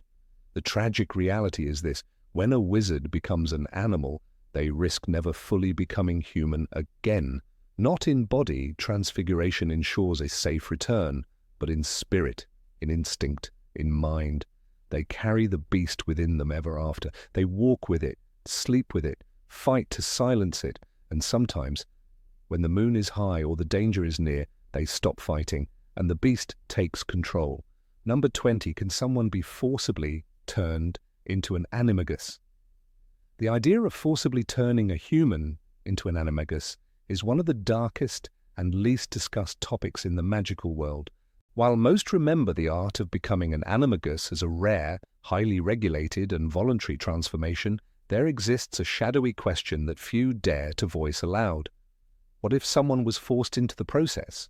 Could magic be twisted to impose animal form upon a human, not as a gift of freedom, but as a prison? To understand the magnitude of such an act, one must first recall that becoming an animagus is a profoundly personal and internal journey. The Ministry of Magic's Department for the Regulation and Control of Magical Creatures oversees animagus registration for a reason. The transformation is complex, dangerous, and can go horribly wrong. We are told that the process involves deep meditation, consumption of rare potions, and even the carrying of a mandrake leaf in one's mouth for a month, all of which must be done with intention. But magic, like fire, can be used for both light and destruction. There's precedent for transformation magic being weaponized. Transfiguration, when used against a human without their consent, borders on the unforgivable. Professor McGonagall once warned that human transfiguration was one of the most dangerous branches of magic, with potential for irreversible damage. The difference with animagus transformation lies in its permanence. While transfiguration can be undone, becoming an animagus is a binding magical state, one tied to the very essence of the witch or wizard. But suppose someone found a way to hijack the animagus process. Suppose, through a combination of potions, charms, and dark curses, they could bypass the ritual and force a transformation. The implications are horrifying. A wizard turned into a slug, for example, might retain their mind for a time, trapped in a slow, helpless body, until despair erodes what's left of their identity. There are tales, spoken only in hushed tones, of enemies vanishing without trace, only for rumors to suggest they were turned into rats, locked in jars, and kept on shelves for years. A case that whispers through the back halls of St. Mungo's involves a patient only known as Subject 47. Admitted in 1962, the man was found in the Forbidden Forest, entirely non-verbal, exhibiting animal-like behavior. His magical core was damaged, but traces of animagus magic were still detectable. According to healer Marlowe Turnsley, who treated the case, Subject 47 occasionally attempted to burrow into the walls. His pupils would dilate at the sound of footsteps, and he refused human food. Attempts to reverse any transformation yielded nothing. The ministry quietly removed him 3 months later. No files remain. Some have argued that such transformations would be impossible, as the animagus process is deeply tied to personal will, yet we know that will can be overridden, through the Imperious Curse, for example. In Harry Potter and the Goblet of Fire, Barty Crouch Jr. used the Imperious Curse on his own father, manipulating him into silence. If one can be compelled to act against their nature, could they not be forced to complete the animagus ritual against their will? The deeper one delves, the more unsettling the possibilities become. Animagus forms are said to reflect the soul, but if the soul is manipulated, shattered by fear, bent by pain, could the resulting form become a reflection of that torment? A mosquito, a worm, a cockroach, forms so insignificant they can be crushed without a second thought. Would the transformation strip away magical protection, allowing the transformed wizard to be killed without triggering protective spells like the Trace or Anti-Avada wards? It's worth recalling what Sirius Black once said about his animagus form. "The Ministry never knew," he told Harry. "Being a dog helped me hide." For him, it was a means of freedom.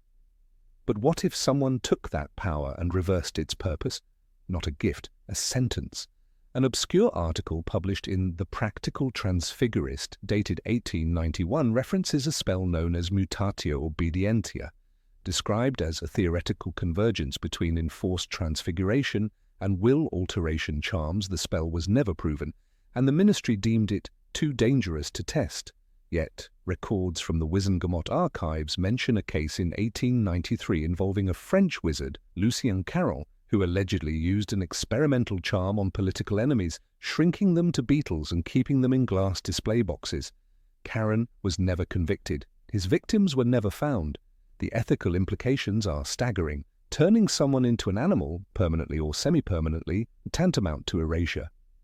Their voice is silenced, their magic is stilled, their identity dissolves, the crime becomes invisible. There is no body, no trace, only a squashed fly on a windowsill or a lizard in a cage. And yet, if such magic were possible, wouldn't those in power have been tempted to use it? Dolores Umbridge comes to mind. Obsessed with control and silencing dissent, would it be so unthinkable to imagine her approving such a measure against so-called subversives? The Department of Mysteries, after all, is known to study the limits of magical laws. Could someone in its halls have crossed a line just once to see if such a transformation was possible? The Animagus registry, while public, has many names redacted. Security reasons, the Ministry claims. But what if some of those names were redacted not to protect the Animagi, but to conceal what had been done to them?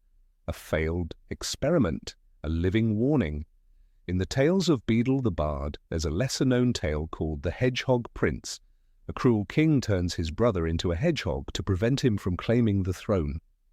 Though a fable, some magical historians believe it draws upon ancient, real cases of magical imprisonment via animal form. Before Azkaban, magical justice was often personal.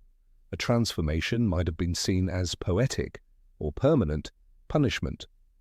Horace Slughorn once mentioned that transfiguration at high levels was not for the faint of heart. Yet he never addressed the ethical rot at its core. Power, when unchallenged, becomes seductive. What would a Death Eater do if they possessed a ritual that allowed them to shrink their enemies to ants and crush them underfoot? We know what Bellatrix Lestrange did with just a wand. There's also the troubling account of Thaddeus Mulpepper, a fringe researcher in the 1930s who believed animagus forms could be induced through trauma. He conducted experiments, many of them illegal, on prisoners from the Wizarding Penal Colony at Skye. His notes, seized during a Ministry raid, speak of altered identity resonance and animal spirit imposition. His final entry reads simply, "Subject 9 retained human eyes, screams cease at dusk." His lab was destroyed, his research suppressed, but fragments survive, whispered in underground circles. Even in the time of Voldemort, no such transformations were recorded, or so the Ministry claims. But Voldemort was obsessed with control, with bending others to his will. His serpentine form, his mastery of dark magic, his manipulation of souls.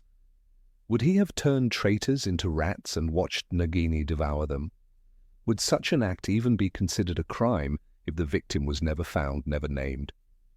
When Rita Skeeter was exposed as an unregistered animagus, Hermione Granger said, "You're not going to write any more articles for a while." But what if Hermione had done more? What if she had forced Rita to remain a beetle indefinitely? The power was there. The motive was clear. But Hermione refrained. She had the strength to walk away. Not everyone would. There is a fine line between transformation and annihilation. A wizard turned into a creature too small to defend itself without consent loses more than form. They lose agency. They become a ghost in flesh, memory trapped in instinct. And while the ministry insists that such magic is impossible without consent, history has shown that the limits of magic are often defined by those with the will to break them. The question then is not whether one can be forced to become an animagus. It is, has it already happened? And why are we no longer asking? Number 21. Can Animagi speak while in animal form? In the quiet dusk of the forbidden forest, where shadows stretch long and every whisper of wind could be something more, a question lingers like smoke after a spell. Can an animagus speak while in animal form? The magical world has given us many wonders, phoenixes that weep healing tears, portraits that remember the dead, but the transformation of a witch or wizard into an animal brings with it mysteries not easily unwrapped. Most assume that speech is impossible. Yet assumptions, as history often shows, are rarely the full story. Take Sirius Black. As Padfoot, he was a massive black dog, silent, cunning, and often overlooked. To those who didn't know better, he was just another stray in the alleys of Hogsmeade. But Sirius was no ordinary animagus. He was a marauder, a master of mischief, and more importantly, a fugitive with a desperate need to communicate. And yet even he never spoke a single word in his canine form. Why? Was it because he could not, or because he chose silence as part of his disguise? When we examine the nature of animal vocal cords, the answer seems to hinge on biology. Dogs can bark, growl, whine, sounds formed with a basic larynx. But human speech is far more intricate. It requires a finely tuned system of vocal folds, a particular tongue placement, and an understanding of language that is cognitive as much as physical. So when a wizard transforms into an animal, does the magic merely alter their shape, or does it also suppress the linguistic pathways in their minds? The evidence is murky but compelling. We know that Peter Pettigrew, as Scabbers the rat, lived among humans for years. He was privy to the secrets of the Weasley family, often present during confidential conversations. And never once did he speak, even when it would have been to his advantage. When Ron was kidnapped by Sirius, Scabbers could have shouted out his betrayal in a desperate attempt to save himself. But he remained silent. Perhaps in his case the tiny throat of a rat simply could not shape the syllables of speech, even if his mind retained the knowledge. Yet consider the case of Professor McGonagall. As a tabby cat, she was known to sit on fences and observe the world with a sharp, knowing gaze. On the very first page of Harry Potter and the Philosopher's Stone, she is described as sitting on a wall, reading a map. A map. Dumbledore himself greets her not with surprise but with familiarity. And still in that moment she does not speak. The choice seems deliberate, not a limitation, but a decision to observe, to wait, to remain hidden within the skin of the beast. There's a haunting possibility here that speech is not blocked by magic, but restrained by will. Imagine if Animagi could talk. Imagine a dog on a London street corner saying, "Good evening," to a passerby. Would that not send ripples through the fabric of secrecy the wizarding world so carefully preserves? If magic does suppress speech in animal form, it may do so to protect its own veils. A dog that speaks draws attention. A cat that purrs and watches remains a mystery. Yet there is precedent for vocalization beyond the expected. Consider the case of the magical creature known as the Sphinx. In Harry Potter and the Goblet of Fire, the Sphinx guarding the third task maze speaks in perfect riddles, challenging Harry with logic and wit. Though not an animagus, the Sphinx represents an animal form capable of human language. This blurs the line further. Is it biology, or is it magic, that defines speech? The magical creatures that inhabit Rowling's universe speak in many tongues. Merpeople sing in haunting cadences underwater. Centaurs hold councils and speak with profound, often cryptic, wisdom. Goblins speak in curt English, dragons roar but are clearly intelligent. So why not Animagi? The answer may lie in the definition of transformation. An animagus becomes the animal, not just in shape, but in sound. The wizard is still inside, but the body obeys different rules. J.K. Rowling herself offered a clue in an interview, stating that Animagi do not retain the ability to speak human language in animal form. But is that a hard rule or merely a widely accepted belief? The law of the magical world often makes exceptions for those clever or desperate enough. If someone had the will and magical talent to alter the animagus transformation slightly, could they leave the vocal cords intact? Could they enchant the throat to hold both beast and speech? Let us not forget the tale of Rita Skeeter. For years, the Daily Prophet's most scandalous reporter remained unregistered, hiding her ability to become a beetle. She used it to eavesdrop, to gather secrets, to twist the truth into damning headlines. But even Rita, in her tiny form, never dared speak. Hermione Granger, when discovering her deception, remarked on how convenient her silence had been. Had she spoken, even in a whisper, she would have revealed herself. Was her silence a sign of inability or a cunning tactic? Magic, after all, is bound by intention. The spell to become an animagus is not cast lightly. It requires intense training, a deep knowledge of oneself, and acceptance of the animal within. Perhaps that acceptance includes the loss of language, if only temporarily. Perhaps magic demands that in becoming the beast you relinquish the man. For what is transformation, if not total? The idea of a dog saying "Hello, Potter" is chilling, and not without precedent in magical history. The Department of Mysteries is said to house records of such phenomena. An incident in Nocturne Alley once involved a parrot that quoted dark incantations it could never have overheard. Ministry investigators suspected an animagus gone rogue, but no confirmation ever came. If the creature had spoken, it disappeared before it could be questioned. The record is sealed. There's also the case of a rumoured animagus in 18th century France, a woman who transformed into a fox. Witnesses claimed the fox barked in fragmented French, issuing warnings of danger before vanishing into the woods. Whether true or embellished by fear, the story persists in wizarding folklore. Magical historians debate it fiercely. One scholar argued that the fox's speech was the result of a possession charm layered over the transformation. Another insisted it was an early, unstable form of the animagus spell itself. When we consider how magic interacts with the mind, things grow even stranger. Legilimency allows one wizard to read another's thoughts. But what happens when those thoughts are housed in the brain of a cat or a beetle? Does the wizard's identity remain intact? If so, could telepathy be possible, even when the vocal cords are stilled? Some argue that advanced Animagi could project their thoughts into the minds of those close to them. Others dismiss it as myth. But no one dismisses the possibility with certainty. One could also look at the Patronus charm for insight. The Patronus reflects the soul. Its animal form is unique to the caster. Harry's stag, Snape's doe, Dumbledore's phoenix. These creatures cannot speak, and yet they communicate. They guide, they warn, they remember. Perhaps there is something similar at work within the animagus form. A speech that is not of sound but of instinct. A communication of body language, of eyes, of presence.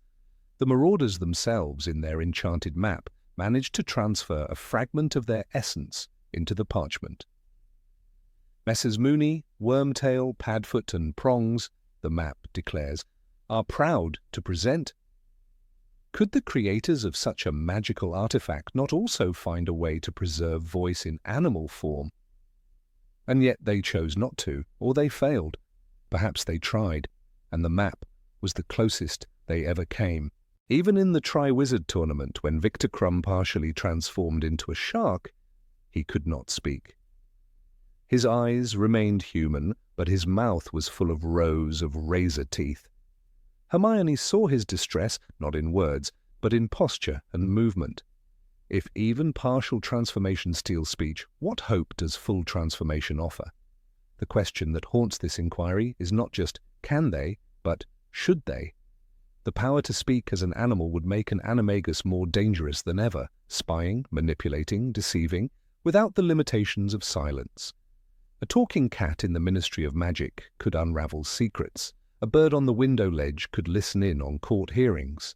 No wonder the law is strict. No wonder the Ministry fears unregistered Animagi, and perhaps, in the end, that fear is what fuels the silence. Whether by magic, by choice, or by law, Animagi remain mute in their second skin.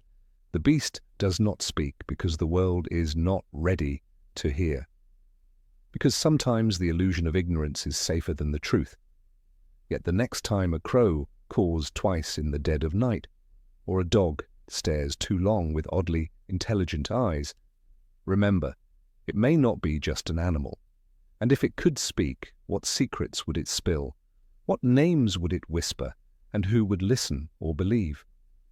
In the magical world, silence may be the last true protection of those who walk both as human and beast. But magic has a habit of evolving. One day, perhaps, the animagus will speak, and the world will have to listen. Number 22. Can a wizard have two animagus forms? It is widely believed in the magical world that each animagus possesses a single animal form, unique, personal, and unchangeable. Registered animagi are recorded with their exact transformation, shape, and markings by the Ministry of Magic, ensuring strict regulation. The same applies to the corporeal patronus, a magical guardian shaped by the witch or wizard's inner self. Yet there exists an unsettling question in the margins of magical theory. What if a single wizard can have two distinct forms? This notion is not only troubling for the bureaucrats at the ministry, but challenges the very framework of magical selfhood. In most magical education, identity is treated as a stable core, a foundation upon which a wizard builds skill and power. Metamorph magi may shift appearances at will, but even they are taught to manage their flux through practice and control. But suppose a deeper fracture lies within, an unstable essence that splits itself into two entirely separate creatures. The idea sounds like something from a forbidden tome buried in the restricted section of the Hogwarts library. Yet evidence, though scarce, flickers on the edge of magical history. There are scattered reports, ignored, ridiculed, or suppressed, of witches and wizards whose transformations flicker between two shapes. Most are dismissed as cases of trauma or magical instability. But one name stands out, buried in the notes of Aura Helena Twycross, an investigator of magical anomalies during the First Wizarding War. Her records mention a wizard named Callum Whitmore, a Slytherin graduate from the 1940s, whose animagus registration listed him as a raven. Whitmore, however, was not a normal animagus. In most instances, he could assume the form of the elegant blackbird, wings sweeping against the wind with cold precision. He operated as a spy in the early days of Grindelwald's rise, slipping unnoticed over borders, eavesdropping on plans, and sending reports to Dumbledore's allies. Yet during a narrow escape in the Austrian Alps, under immense stress and injury, he transformed not into a raven, but into a mountain lynx. Aura Twycross later wrote, "He had never once practiced the form of a lynx. He had no knowledge of it. Yet the shift was seamless, precise, and allowed him to survive where the raven would have failed. This suggests not accidental metamorphosis, but duality of form. I suspect a deeper anomaly in his magical core." Twycross tried to persuade the Department of Magical Law Enforcement to re-examine his case, but it was quietly buried. One form per wizard. That was the law, and perhaps a necessary illusion. What makes the case of Whitmore particularly fascinating is not only the occurrence of a second animal, but the circumstances under which it emerged. The lynx appeared only during moments of emotional distress, when logic was overthrown by survival instinct. This aligns with theories proposed by Professor Emerita Elspeth Gadderly in her now-banned book Fractures of the Soul, Magics of Multiplicity. Gadderly argued that a small number of wizards may be born with divided magical identities, two dominant cores that fight for expression. Under normal circumstances, one dominates, but intense emotion, trauma, or magical exhaustion can cause the other to break through. These transformations are rare and unpredictable. The ministry does not allow for them in legal frameworks. Animagus registration, for example, binds a wizard to one form, catalogued under the Magical Creatures Regulation Act of 1735. A second transformation would automatically render a witch or wizard an unregistered animagus, technically a crime, even if unintentional. Worse still, the question of whether these individuals are mentally stable becomes a matter of legal concern. If identity itself is unstable, can the wizard be trusted with power? Consider, too, the matter of the patronus. The Patronus is the purest form of positive feeling a wizard can conjure, wrote Remus Lupin in The Art of Defense Against the Dark. It is a piece of the caster's soul made light. But what happens when that soul is not singular? In Harry Potter and the Order of the Phoenix, readers learn that Nymphadora Tonks's Patronus shifted from a jackrabbit to a wolf after she fell in love with Remus Lupin. Emotional transformation, therefore, can rewrite the nature of the Patronus. What if a wizard's Patronus did not merely shift once, but oscillated between two forms? The magical records of St. Mungo's Hold mention of a patient, name redacted, whose Patronus appeared as a silver fox during daytime and as a badger during the night. The shift occurred without conscious choice and was attributed to psychological fragmentation, but no known cure was found, and the case was quietly marked as unresolved anomaly. There is also the more ancient tale of Rowena's mirror, a relic of Hogwarts founder Rowena Ravenclaw, long thought lost. According to legend, the mirror was capable of revealing not the physical form, but the true nature of the viewer. One Slytherin student in 1633 claimed to have seen two animal shadows behind him, a hawk and a serpent, both touching his shoulders. The student vanished a year later under mysterious circumstances. Whether it was a fabrication or a warning, the story persisted in Hogwarts folklore. It would be easy to dismiss these cases as myths or magical disorders, but the recurrence of such events across centuries and geographies cannot be entirely ignored. Perhaps magical society needs these anomalies to remain buried, because acknowledging them would require rewriting the rules of magical identity. If one wizard can have two forms, what does that say about the soul, about the definition of self? Could a single being contain more than one magical consciousness? Indeed, some dark wizards sought to weaponize this concept. The lesser-known follower of Grindelwald, Amelia Vortain, performed illegal soul-splitting experiments in the 1930s, aiming to create a being who could assume multiple animal forms for espionage.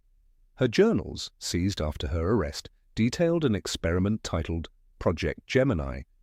She believed that if a wizard's magical essence could be fractured without death, unlike a Horcrux, then multiple identities could exist within the same body. Her work was condemned, but her notes hinted she had found at least one natural dual-form wizard. Could it be that Voldemort himself, in his fragmented state, was capable of a dual transformation? No record confirms it, but some speculated that Nagini was more than a companion, that she too was an animagus who had lost control, permanently trapped. Rowling herself later confirmed Nagini as a maledictus, a woman cursed to become a snake. The boundary between curses, transformations, and duality grows thin. The implications for magical law are staggering.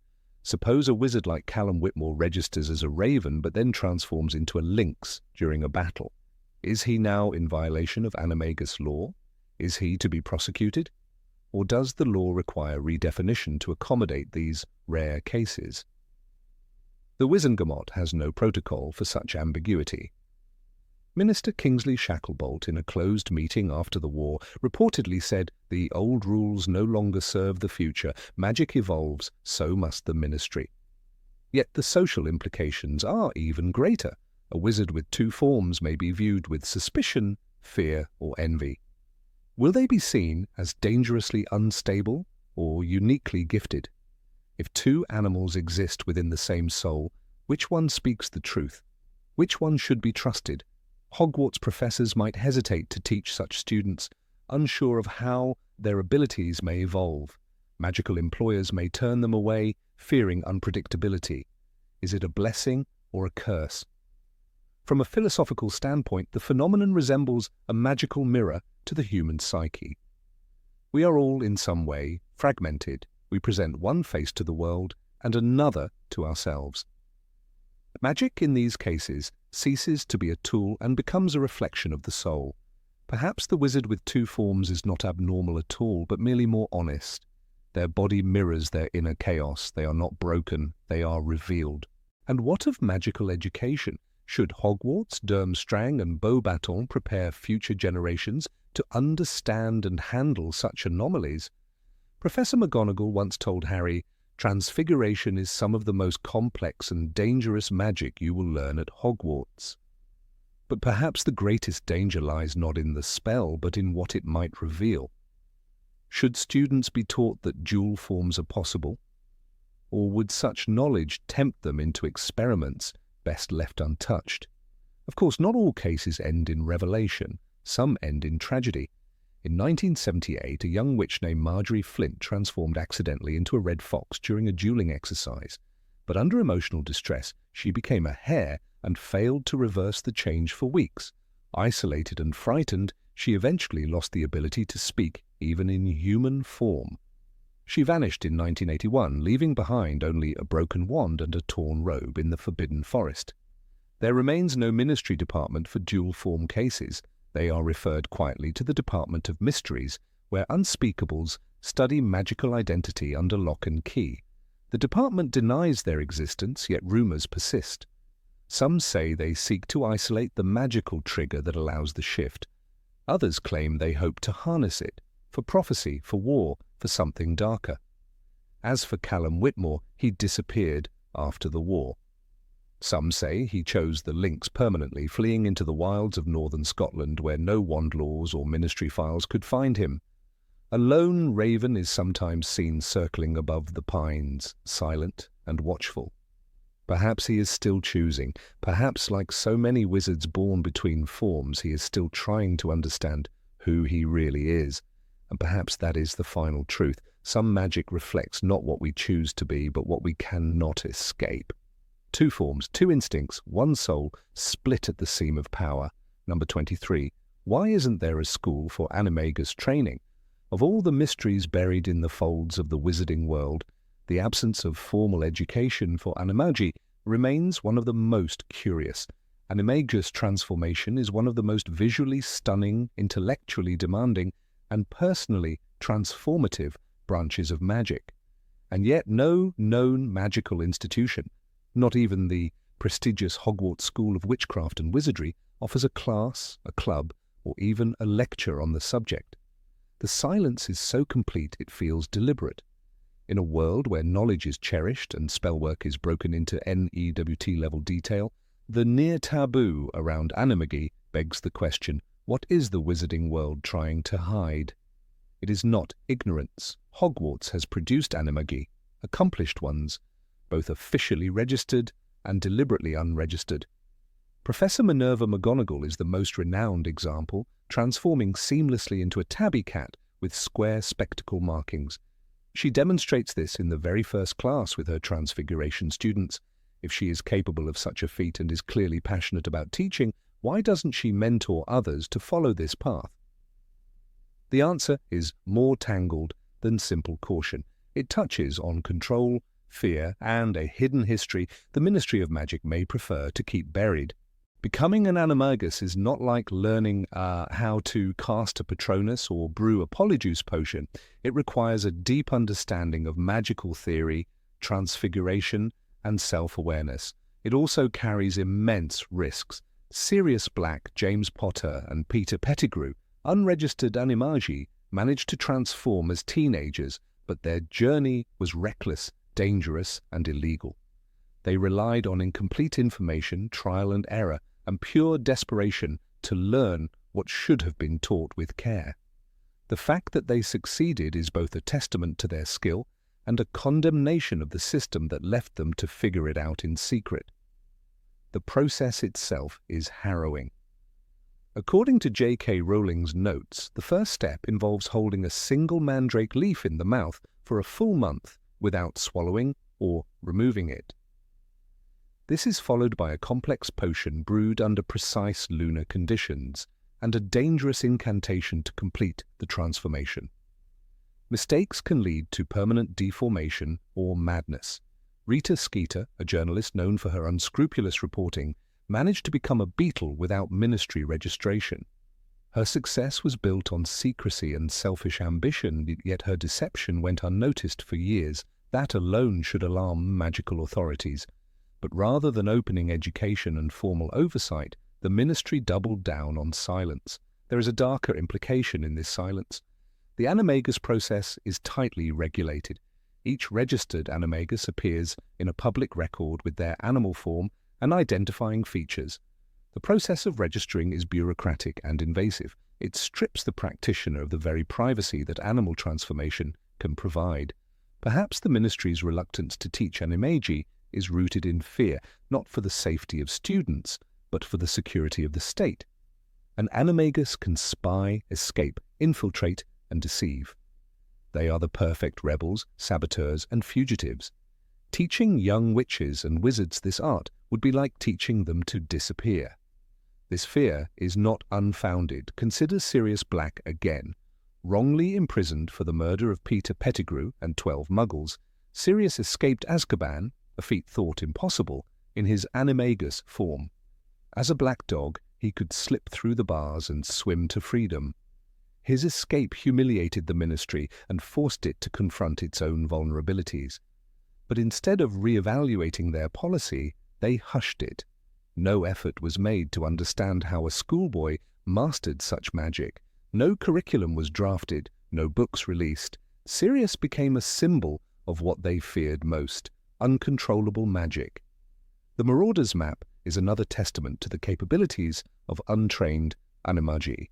Created by James Potter, Sirius Black, Remus Lupin, and Peter Pettigrew, the enchanted parchment reveals every inch of Hogwarts, including the locations of individuals and secret passages. While Lupin was not an animagus, the others were, and their transformations were key to the creation of such a powerful object. The map was more than a prank. It was an act of rebellion, a challenge to authority, and a demonstration of magical innovation born from forbidden knowledge. Instead of recognizing this brilliance, the system labeled them troublemakers. Animagus transformation is the ultimate act of magical autonomy. It grants freedom over one's body, identity, and presence in the world. It is not surprising, then, that those who choose this path are often outliers, rebels, loners, visionaries. McGonagall, though law-abiding, is stern and independent. Sirius, wild and headstrong. Pettigrew, cowardly but secretive. Rita Skeeter, manipulative and power-hungry. There is no ordinary animagus. To become one is to step outside the lines. And those who maintain those lines fear what lies beyond. Hogwarts has never been shy about teaching dangerous magic. Students brew poisons in potions class, practice jinxes in defense against the dark arts, and transfigure live animals with alarming frequency. The Forbidden Forest is part of the school grounds. And yet, Animagi remains off the curriculum. It is not because of risk alone. Rather, the path to animagus transformation cannot be standardized, it cannot be easily tested, graded, or regulated, and perhaps most importantly, it resists control. The case of Peter Pettigrew is particularly unsettling. A weak wizard with little apparent talent, he became a rat and lived undetected in the Weasley household for years. He was instrumental in the return of Lord Voldemort, a disaster the ministry failed to predict or prevent. Pettigrew's transformation was the key to everything. And yet even after this revelation there was no educational response, no effort to examine how he succeeded, no lessons drawn from his betrayal. Once again, the ministry chose silence over reform. This refusal to address Animagi formally has led to a kind of mythologizing. The process is shrouded in whispers and half-truths. Young witches and wizards may fantasize about becoming Animagi, but they have no legitimate path to pursue it. The few books that exist are rare, expensive, and heavily censored. The information is out there, but it's hidden, scattered, and often dangerous. This makes the process feel illicit, even when done with good intentions. The wizarding world has always had a strange relationship with control. The ministry prefers order, predictability, and rules.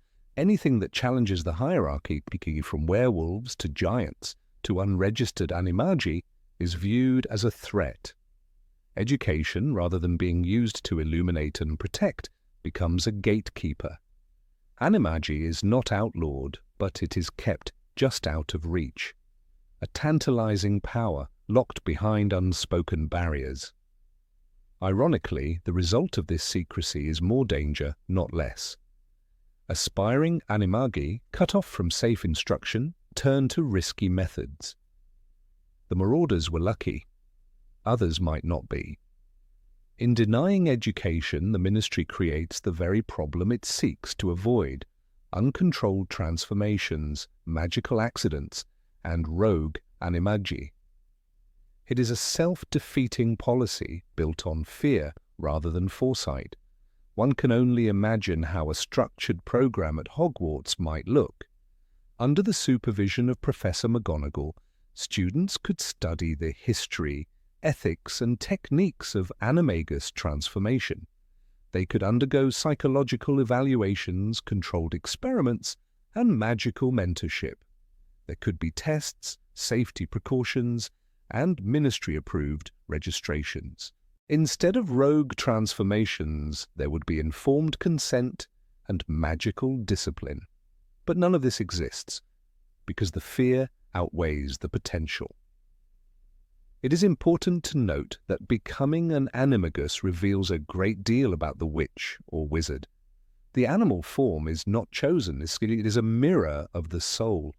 This alone could explain the reluctance to teach it. In a society built on facades and politeness, true self-revelation is a dangerous thing. What if a trusted aura becomes a snake? What if a prefect transforms into a rat? The implications ripple through reputation, trust, and power. The animal form exposes who you are, not who you pretend to be. There is also a cultural dimension. Animagi is ancient, predating the formal founding of magical institutions. It is a tribal, primal magic, closer to shamanism than spellbooks. In the modern wizarding world, such magic is often dismissed as wild or uncivilized. The Ministry of Magic, with its robes and paperwork, fears what it cannot codify. Animagi is a remnant of a freer age, and teaching it would acknowledge a truth the wizarding elite have tried to bury. Not all magic fits into neat categories. In the end, the absence of an animagus curriculum is not an oversight. It is a statement, a decision to suppress rather than support, a reflection of the fear that haunts magical society. Fear of losing control, of empowering the young, of facing truths too raw to manage.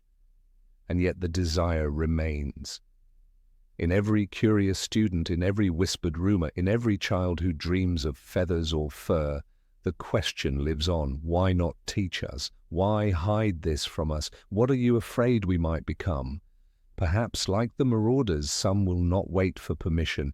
They will search the forbidden section. They will watch the moon, stir potions in secret, and whisper spells to the wind. And perhaps that is what magic is meant to be. Not safe, not controlled, but discovered. Not licensed, but lived. The ministry may refuse to teach animagi, but those who truly seek it will always find a way. Number 24. What if a wizard loses control and gets stuck in animal form? Few at Hogwarts dare to speak of them. Creatures that lurk beyond the edge of the forbidden forest, their eyes glimmering with an eerie spark of intelligence, too sharp for an ordinary beast, too wild for a man. Some say these creatures were once students, perhaps brilliant, perhaps arrogant, who believed themselves ready to master one of the most dangerous forms of transfiguration, becoming an animagus. But something went terribly wrong. They crossed an invisible line, one that magic itself does not forgive. Becoming an animagus is among the most complex and perilous branches of magical study. It demands discipline, patience, and above all, humility. The transformation is not merely physical, it requires perfect harmony between one's magical and human essence. When that balance is lost, either through lack of skill, rashness, or the influence of dark magics, recovery may become impossible. The soul begins to slip. The beast rises, and sometimes it never retreats. Minerva McGonagall, perhaps the most accomplished registered animagus of her generation, once hinted at this unspoken danger during her lecture to third-year Transfiguration students. Transfiguration is some of the most complex and dangerous magic you will learn at Hogwarts. Anyone messing around in my class will leave and not come back. You have been warned. Though she spoke primarily of mundane transformations, her warning rang with deeper implications. For those who attempt unregulated animagus transformation, the price can be far more than a botched spell or a failed exam. It can be the loss of one's very humanity. A rarely accessed corridor in the Department of Magical Accidents and Catastrophes contains an old, dust-covered file titled Case Nom. 743A, subject Silas Greaves. Greaves had been a promising Ravenclaw in the 1930s, known for his obsession with animal magic and a hunger for recognition. It is said that he refused to wait for ministry registration, choosing instead to experiment alone in the Scottish Highlands during the summer break before his 7th year. He wrote in his final owl to a classmate, "The wild understands something we've forgotten. I intend to join it." What returned from that summer was not Silas, at least not entirely. A grey wolf was found wandering the outskirts of Hogsmeade, its movements calculated, almost scholarly.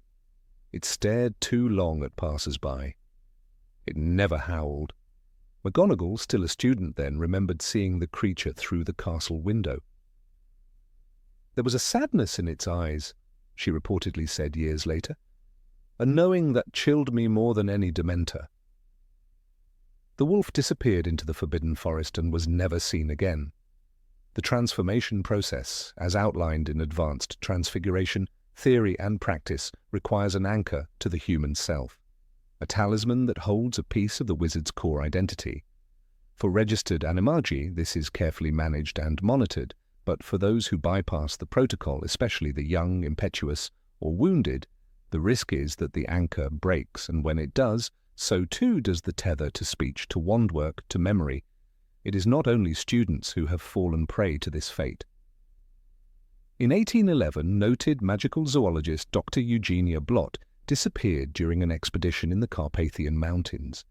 She had been researching a local legend, a bear that seemed to avoid traps, undo knots, and hide from humans in patterns too precise to be random. Blott had theorized that the bear was not a bear at all, but a wizard lost in transformation. She sent back sketches and field notes, the last of which contained a haunting sentence: "I believe I have found him, or he has found me." Neither she nor the bear were ever seen again.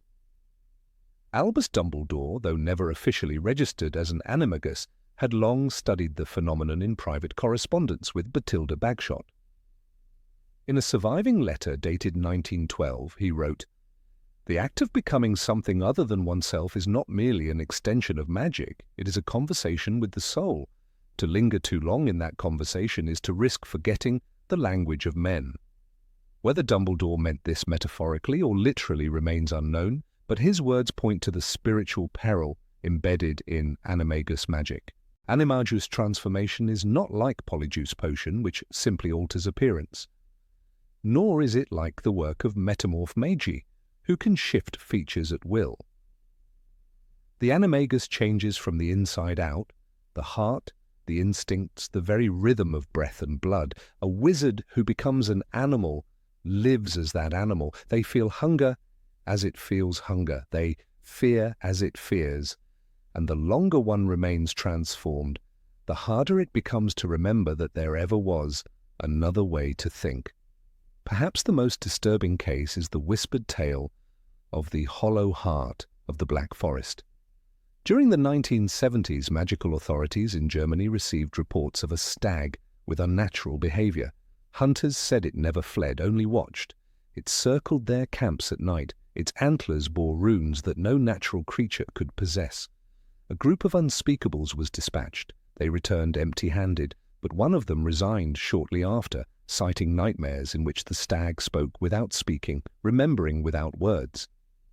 In private, he told a colleague, "It wanted to be found, but it didn't want to be saved."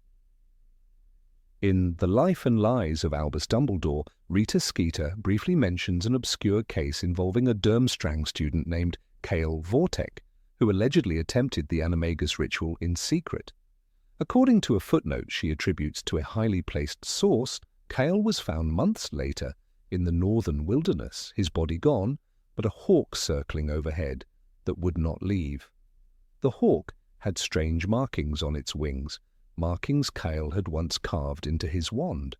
Some argue that such stories are simply folklore, cautionary tales meant to dissuade the reckless, but magic, by its very nature, blurs the line between myth and memory. When a spell turns flesh to fur, it also rewrites instinct, and instinct is hard to unlearn. As Remus Lupin once remarked to Harry Potter, it is the quality of one's convictions that determines success, not the number of followers. For an animagus, that conviction must be the belief in their own return. Without it, they are lost. Peter Pettigrew, better known as Wormtail, survived for years as a rat. But unlike most unregistered Animagi, he clung to his human mind with a tenacity driven by fear. His transformation was one of necessity, not exploration. Yet even he struggled with reintegration. Those who saw him post-transformation described him as twitchy, broken, more animal than man. If survival twisted Pettigrew, what of those who transformed not to hide but to become? There are spells, dangerous, rarely used, that attempt to restore lost Animagi. But they are unreliable, often destructive. The spell Reverto Animatus is theorized to forcibly extract the human soul from the beast, but at great cost. The subject, if revived, may suffer permanent magical damage, loss of memory, or worse, death in the act of separation. The Ministry has long banned its use, but some claim the spell was employed during Grindelwald's rise, used in brutal experiments to weaponize human-animal hybrids. What remains of these cases are often whispers. A fox found dead on a snowy field with a wand embedded in the earth beside it.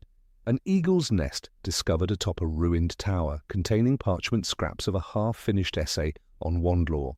A bear that hibernated in a perfect circle of rune stones, each carved with human initials. Perhaps the most chilling reminder of this danger is an artifact held in the Department of Mysteries, a glass vial labeled simply Subject Mala. Inside is a single hair, thick, dark, animal-like, and a tiny shard of a mirror. When gazed into, the mirror does not reflect the viewer's face, but the image of a large black cat sitting solemnly in a forest. The cat's eyes follow you. Some believe Mala was an early pioneer of animagus transformation, one who succeeded too well. Why do wizards attempt it, knowing the cost? For some it is a quest for power. To become a beast is to embrace strength without consequence, freedom without rules. For others it is escape from pain, from identity, from the unbearable weight of memory. The animal does not remember heartbreak, the animal does not dream of war, it merely survives. Yet the cost of forgetting may be too high, for what is left of a person who cannot speak, who cannot cast a spell or hold a wand, or recall their name? Are they still a wizard, or merely a ghost, trapped in fur and fang, haunting a world that no longer knows them? In the corners of Hogwarts, students sometimes joke about the stag that watches, or the fox with a grudge. But occasionally, late at night, a different kind of whisper circulates, more hesitant, more fearful. It speaks of eyes in the forest, of an owl that lands outside the common room window and simply stares, of a dog that walks the same path every evening, pausing at the same stone, as if remembering something it cannot name. If you ever find yourself wandering near the forbidden forest and you see an animal that looks at you too long, do not follow it, do not speak its name, and above all, do not look into its eyes. For somewhere deep within, it may still be watching you, not as a beast, but as someone who once was, someone who tried to return and failed. Number 25. How much does the animal form influence a wizard's destiny?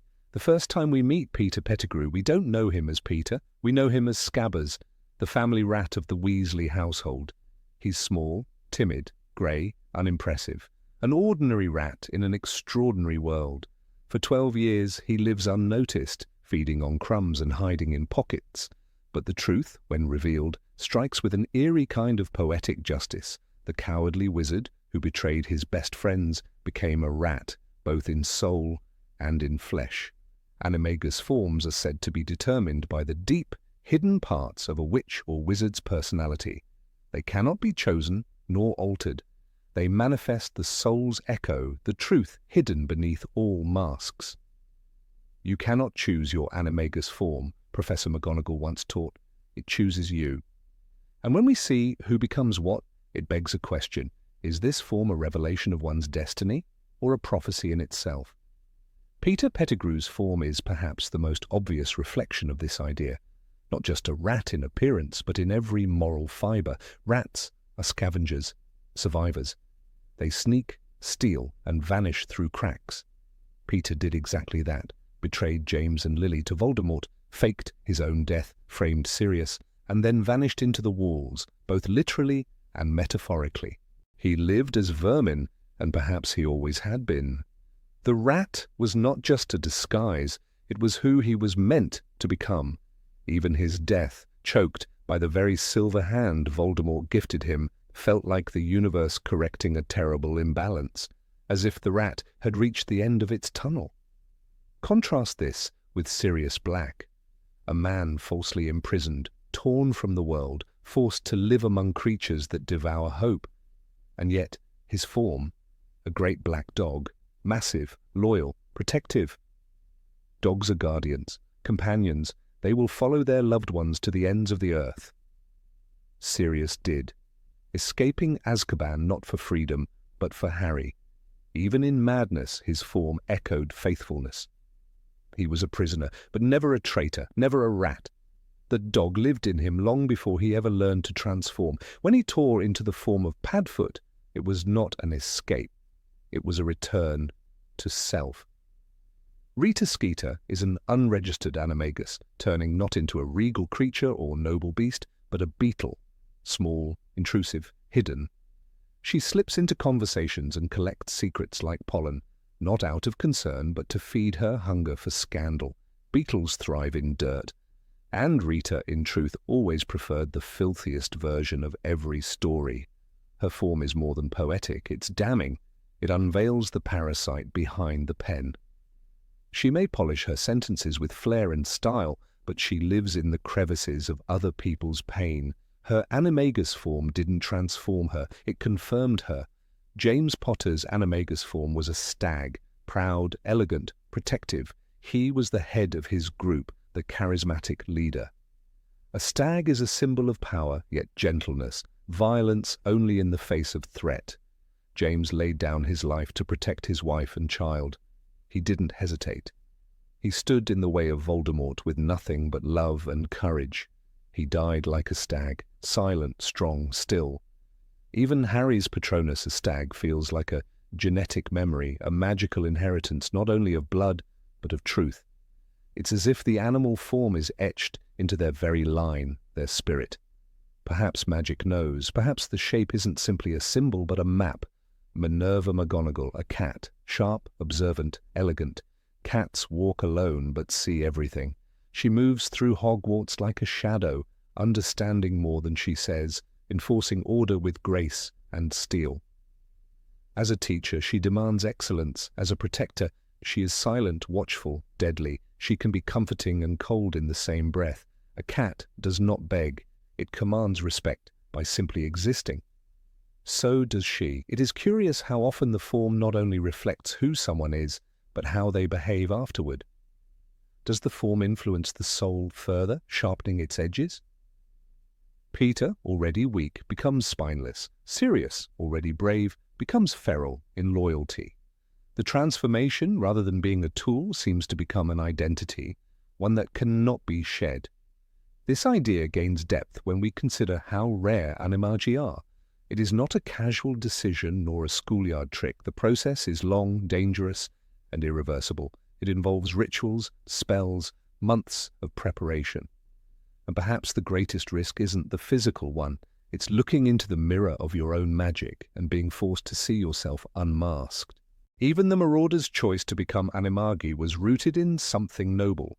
Lupin's werewolf curse isolated him. They wanted to help, They endured the transformation process, not for power, but for friendship. And what forms did they take? A stag, a dog, a rat. They were children, and yet already fate had chosen. Moony, Wormtail, Padfoot, Prongs. The names read like a prophecy of what was to come. Lupin, of course, didn't choose his form, he was bitten, but even within that there is something haunting. His werewolf identity becomes a metaphor for his self-loathing. He hides, he withdraws, he feels shame over who he is, and yet he is the kindest, wisest of the group, the only one who survives war after war with his soul intact. His beast is not his fault, but it shapes him. The duality between man and monster becomes his burden, and ultimately his strength.